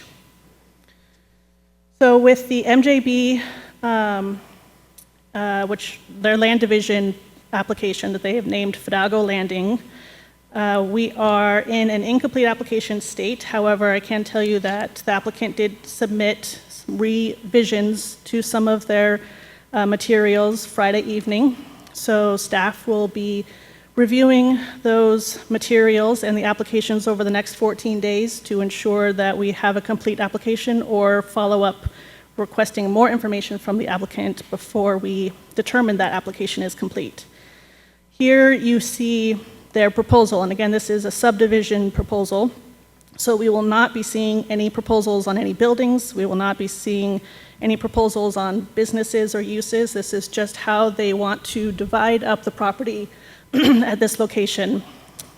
It also includes, though, some shoreline improvements and a city right-of-way vacation proposal. And to a member of the public's comment earlier, I do want to say that there will be a website created on the city's website specifically for this project once we get to a complete application status. So once we know the materials have been submitted, they're complete, we will publish that on a devoted web page within the larger city website. Mayor Miller? Ms. Moulton. Thank you. Ms. Pollard, I was just curious, I don't know if this can be spoken to at this moment, but we've talked about view corridors, which are shown on the left, and that's part of that continues to be part of the conversation, because I know that was a goal, that's been a goal of the city council at least. There are many steps to what I've just kind of said is a subdivision proposal. There's many levels and in a sense, sub-applications incorporated into that. And so there will be a requirement that, minimum prior to final plat, that we have all of that presented to the public and city council for decisions. Great, thank you. Yeah. Mayor Miller? Mr. McDougall. Another quick question, recognizing that this is conceptual, but just to help interpret it, the red buildings, are those generally speaking like residential and the yellow buildings are commercial? That is what I remember, yes. All right, thank you. Yeah. But again, there's not any proposal of zoning, in a sense, this land. It could be just to help anything. us imagine what it could be. Yeah. Mayor Miller. Mr. Walters. Ms. Pollard, since this is the subdivision proposal, and since it's not even a complete application yet, would it be typical for a developer to have already constructed the roads shown on the subdivision application? There is an excellent question. The permit process for those road improvements was reviewed and went through permitting process as a private developer's right to, bring access to a property. However, the dedication as city streets and to city standards will be part of the subdivision review and decision process.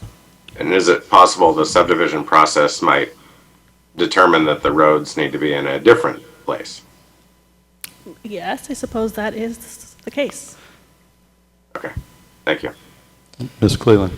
Yeah, this is going to go way back, but I believe that drawing was rendered so that, as an example, when we were talking about the development regulations and the different options of how to handle the mixed marine use, and different ways for the applicant and the public to be able to discuss and process through how do you look at this large of a parcel, or parcels, and develop a master plan that makes sense so that it's cohesive. So I think that this is quite an old drawing, at least 5 years, but it's nice to just see as an example, nothing more than that.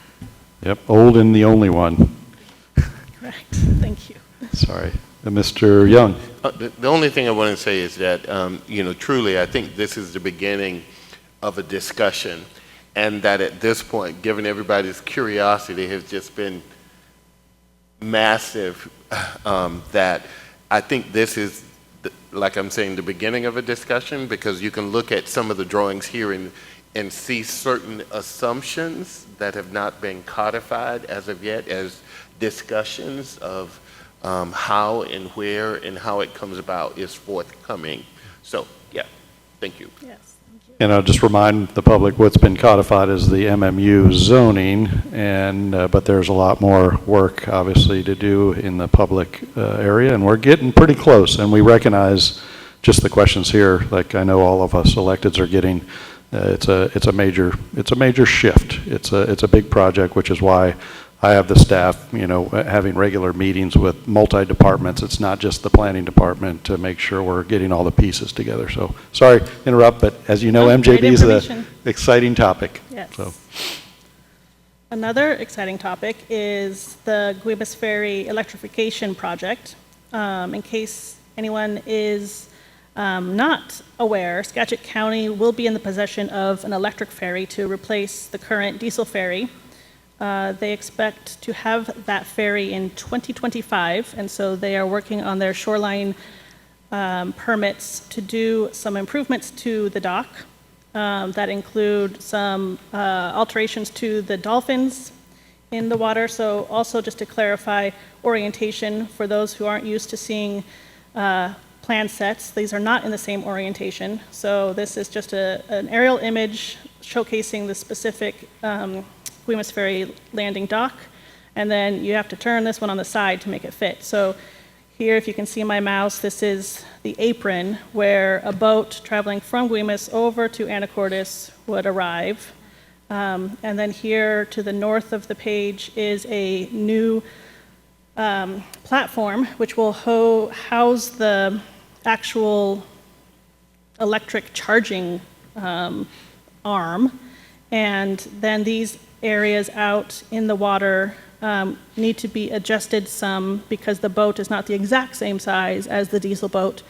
And so just some minor adjustments to the dolphin, which is a term I didn't know until this project, dolphins.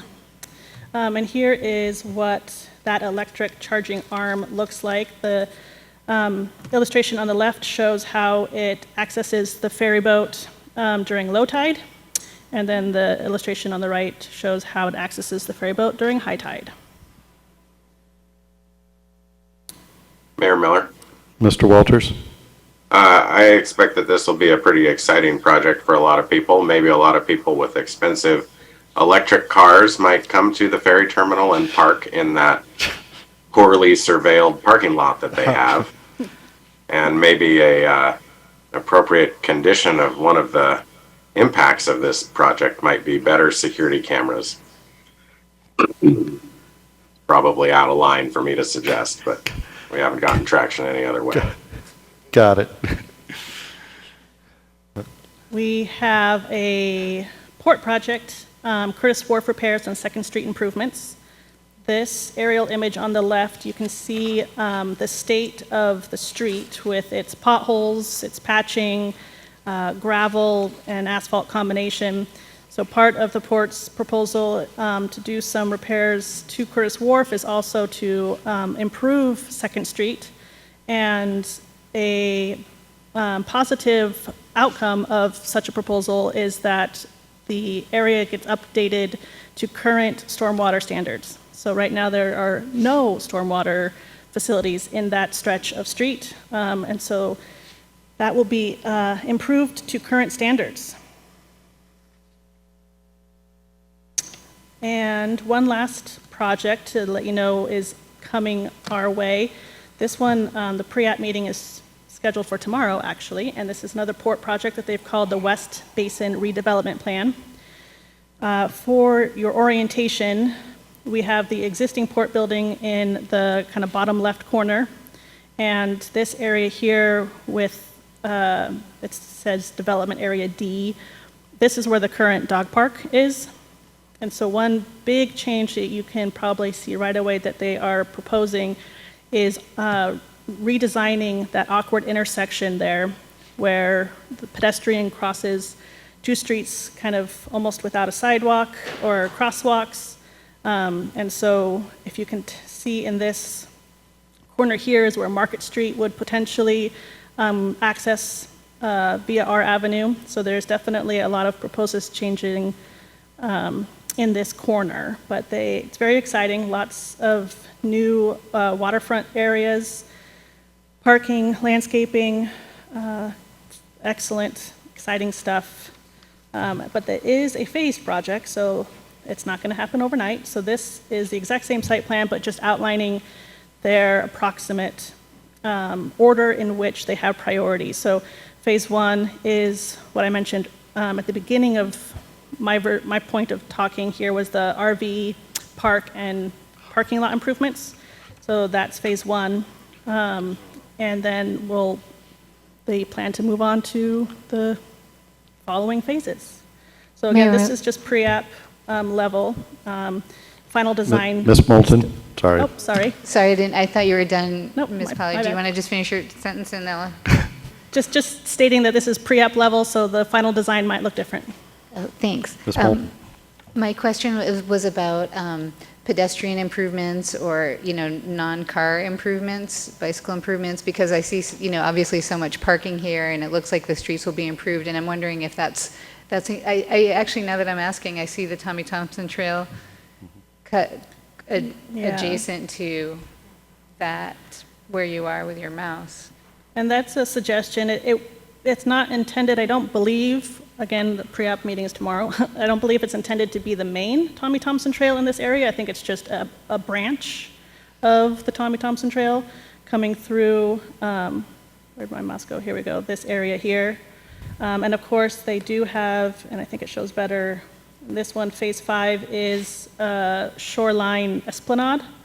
So more pedestrian connectivity improvements in that regard, and sidewalks, of course, along all the new streets. Great. I hope that that's part of the conversation as far as people, riding bikes and avoiding R and commercial. It looks like I'm seeing some head nods from planning department, so thank you very much. Absolutely. Okay. Moving on. Thank you. Hi, everybody. Libby Grage, Planning Manager for the Planning, Community, and Economic Development Department. So Grace talked about some of the more exciting applications that are coming up, and we also review a lot of other types of applications that maybe aren't quite as exciting, but they are to the people who apply for them. So the other types of permits that the planning department reviews include boundary line adjustments, shoreline permits, site plan reviews, short plats, SEPA, wireless service facilities. So just all kinds of different permit applications come in the door every year. And just looking at the total number of land use permit applications over time, you see a general increase over the historic levels of permit applications. And again, we see the same trend in the land use permits as we did in the building permits, with a record year in 2021, broke the 100 permit ceiling. So that was a busy year and slowing down a little bit over the last several years. And kind of seeing the same trend on the pre-application meetings. So the pre-application meetings are an opportunity for an applicant to submit a conceptual drawing or idea that they have to the department, and that gets routed around to all the other city departments like the engineering department and public works, building, fire, to take a look at the proposal and give an applicant feedback. So that's, before they spend a lot of money on professional drawings, et cetera. So that's a pretty popular process that we offer. So just an update on long-range planning activities, the legislative actions. This timeline represents a decade of planning-related legislation.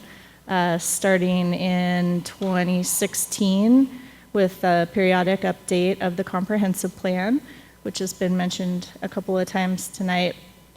And then at the other end over here, we've got our 2025 periodic update, which will be due in June 2025. So those happen once every, I think it's 10 years now.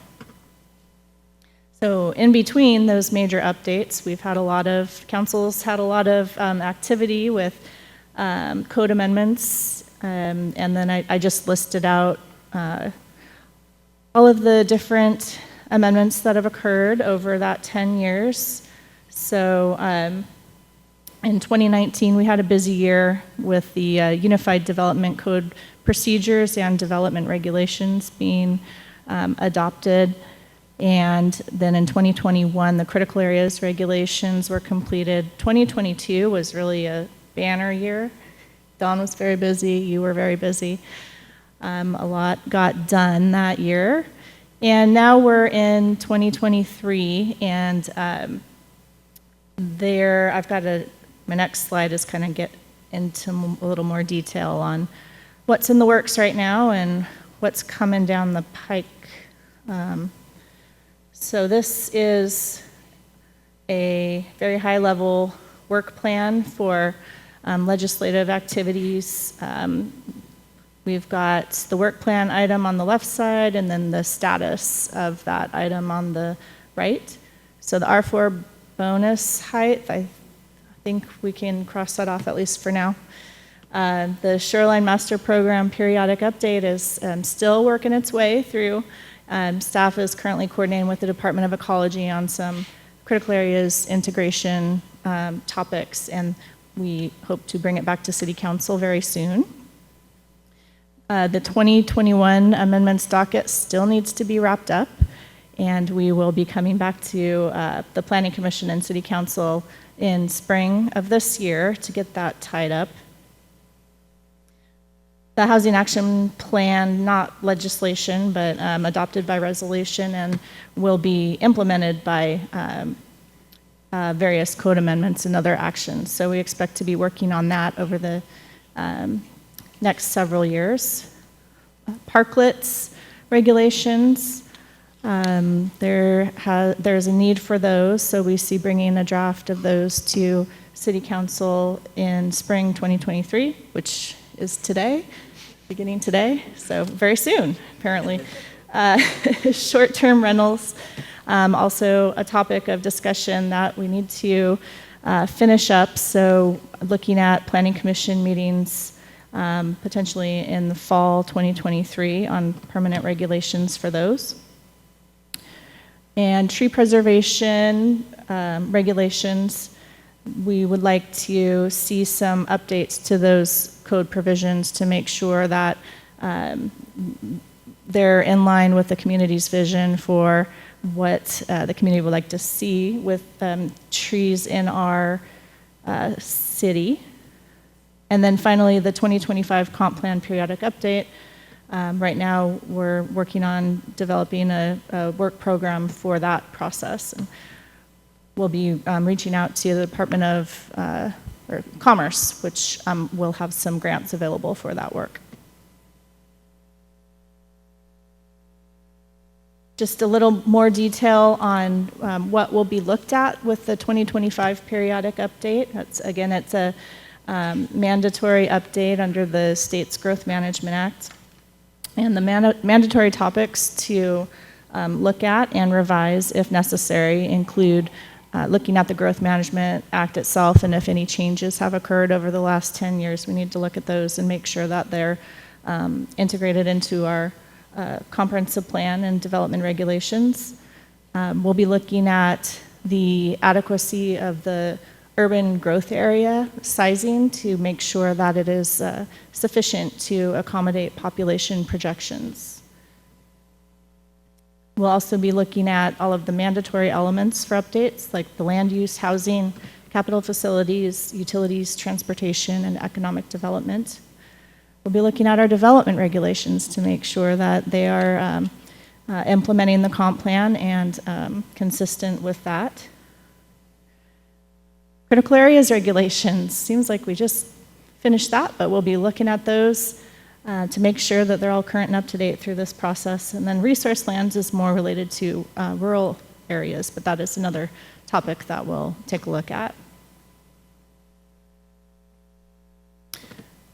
This was just a final note that I wanted to let you know was going on. The city received two grants from the Department of Ecology. I think I've mentioned them a couple times before, but we received a grant to work on 2 different projects that will help us to implement our Shoreline Master Program.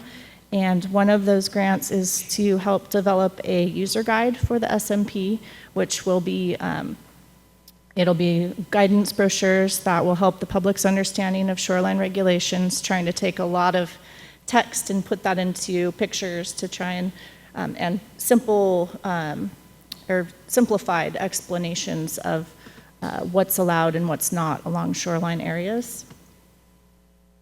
And then the Shoreline Permit Monitoring Project will result in a report that will identify implementation gaps in our shoreline permit system And we hope to end up with an improved system for permit tracking, including mitigation and monitoring.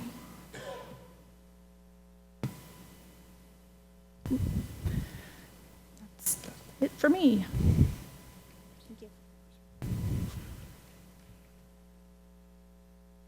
Council members, Mayor, members of the audience. So Community Development Block Grant, most of you have all heard about this and you've seen the plans come before you. And so I think really boils down to is the city receives about $105,000 a year.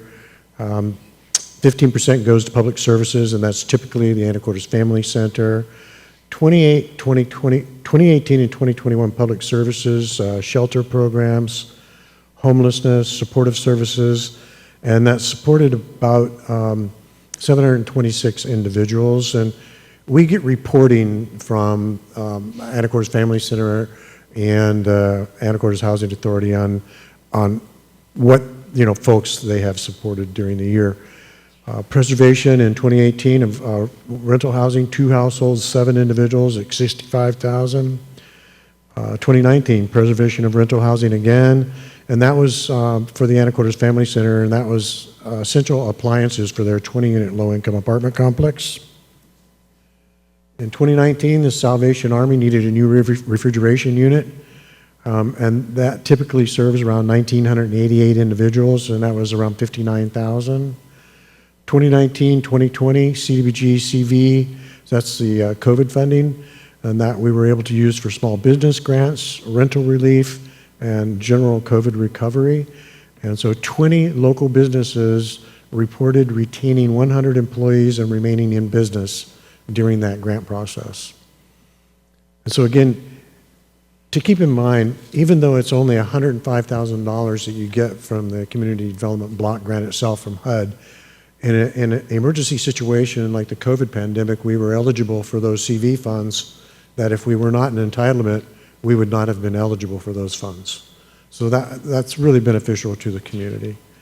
2020, again, rental relief, approximately $57,000 applied to help 26 families.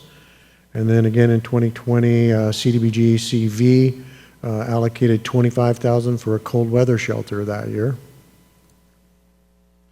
And that's all I have. I hope that gave the council and the community some information about planning, community, and economic development and some of the things that we do and have done.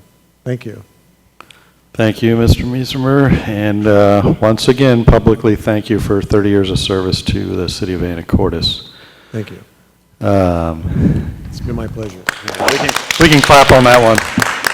You've earned that. Mr. Young, looks like you had a... Thank you, Mayor Miller. Again, I wanted to echo the thanks for 30 years and also the team that you have put together in order to do all the work that you have.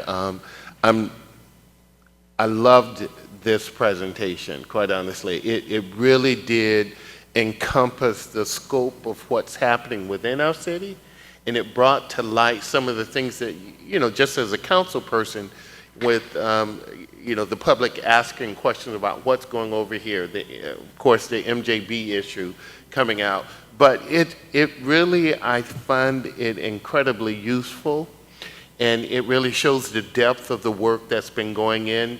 Couple that with everything else, the policies, the investigations, the looks.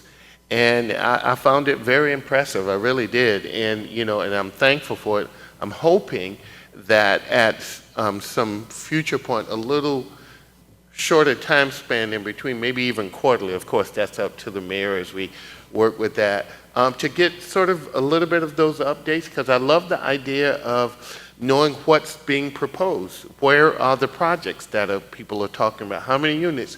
It is really so enlightening. So thank you for all you've done. And again, thank you for this presentation. If I may, Mayor? Yes, please, of course. I would really like to thank our team. We really have a planning, community, and economic development team that gets it done and knows what they're doing. I'm really proud of them for that. So thank you for all you guys do.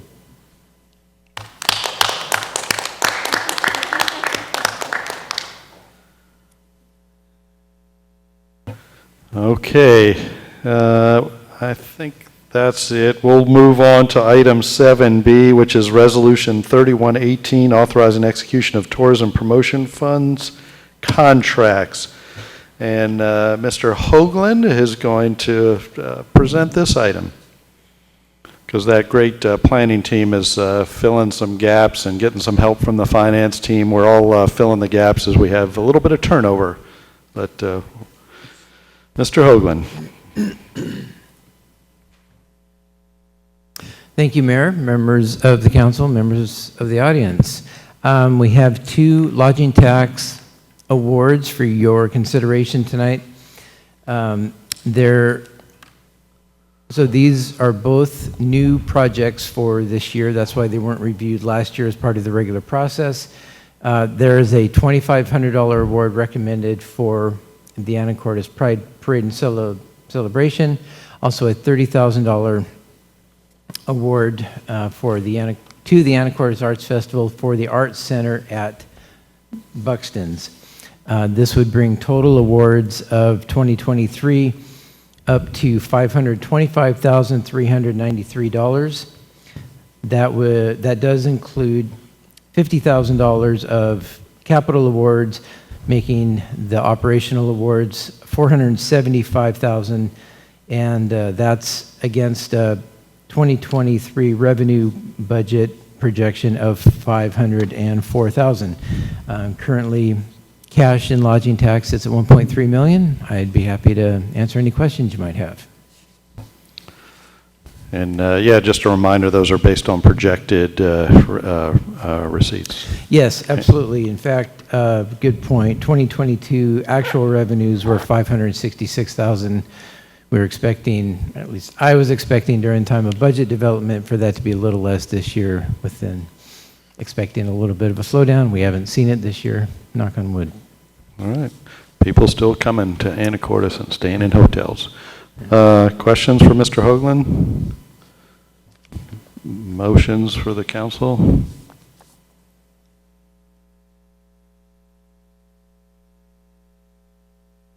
I guess I'll ask Mayor. that. Oh, Mr. McDougall. I move approval of the motion of the item as presented.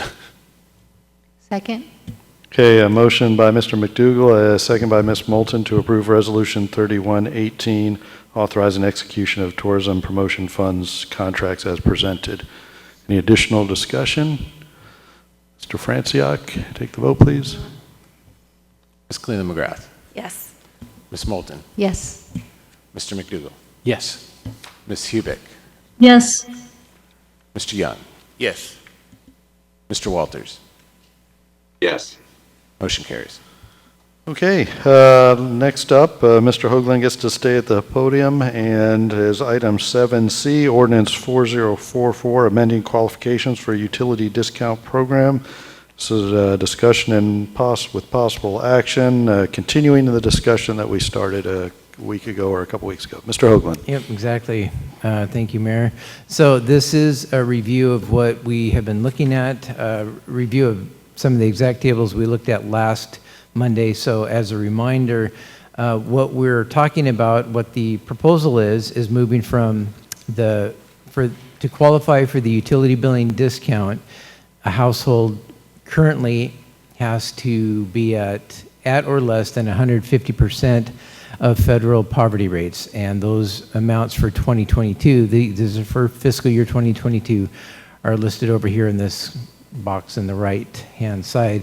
The proposal is to go to the average median family income as published by HUD on an annual basis, and that would, you can see the comparison, the box over on the left, these income thresholds. You can see that it really helps the 1 and 2 member households. Would also help the 3-member household. The 4-member household is pretty close to what we have, within a couple of $1,000s. I spoke with Ms. Moulton after the meeting last week, actually a couple days after the meeting last week, and she suggested, I thought this was a fair idea, she suggested looking at the impact of the current 20% discount to the proposed 30% discount with the same number of households. So again, this number of households here at 1,370, these would be the households that, according to HUD guidelines, HUD information, are either at the very low income threshold or extremely low income threshold.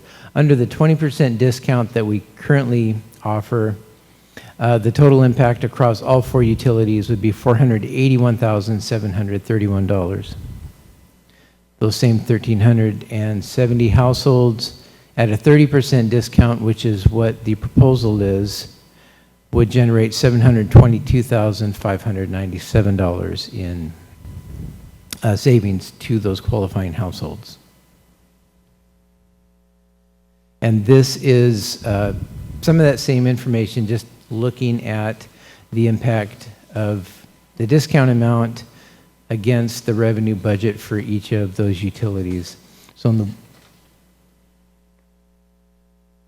this top level here, this is the 20% discount, the existing discount against the 1,370 estimated households that are either at very low or extremely low incomes. This is the impact to each of those revenue streams of the utilities. 1.9% to water, right on down the line. 1.1% to solid waste. The 30% discount, you can see the same information here. $204,000 impact to the water revenue, which would be a 2.9% impact. And I believe in the material that I provided for the council packet, I believe I put this slide in there twice. There's actually only 3 slides, not 4. One of them's a duplicate. I apologize for that.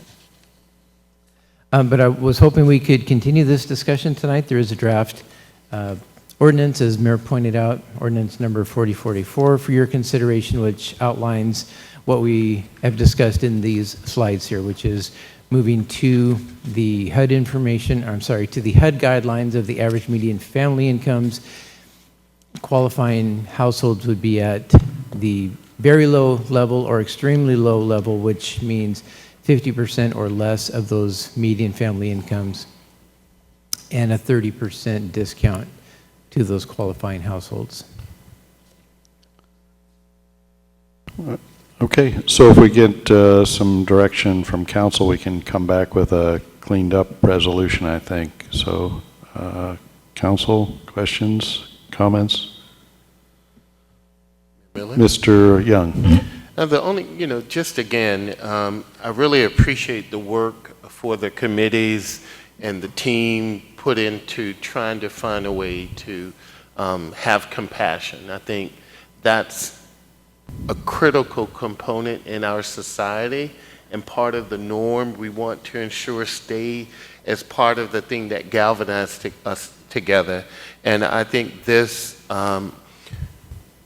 thought and this discount program is just something that I think that our society is desperately in need of a little bit of help. And I think given all the other things that we're attempting to address as a city and to try to level out a playing field, I think this is one of the things that I'm very much in support of. And again, want to thank the committees for the hard work, the depth. None of this was taken into lightly. It was a lot of work that went into it by a lot of wonderful people trying to do the right thing in the city. And so I just wanted to offer that up. Thank you. Thanks. Mayor Miller? Ms. Moulton. Thank you. I was surprised to see that 18.6% of our population is below 50% of the area median income. That's a significant percentage, and then so close to 10% are surviving at 30% or below. And again, as everything gets more expensive here and elsewhere, we really want to be able to keep people in their homes, and $44 a month can make a real difference in necessary purchases, food and clothing, et cetera. So I very much support this. And I also want to thank you for bringing up the question last week. I think it really clarified the apples to apples comparison. So that was very helpful. And for those who are struggling, I just put a quick PSA out for the Washington State Tax Credit. So there is information available on our website as well about the Washington State Tax Credit, another opportunity. Anyway, so, sorry. Okay. Ms. Cleland?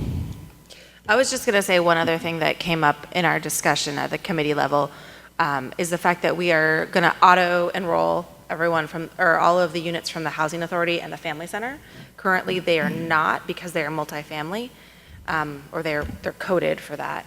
And we made sure to talk to both executive directors of both entities to make sure that there weren't some kind of other funding source, either a grant or federal funds that covered that. That's really coming out of their bottom line, so it will help them significantly be able to use that money in other places for maintenance and whatnot.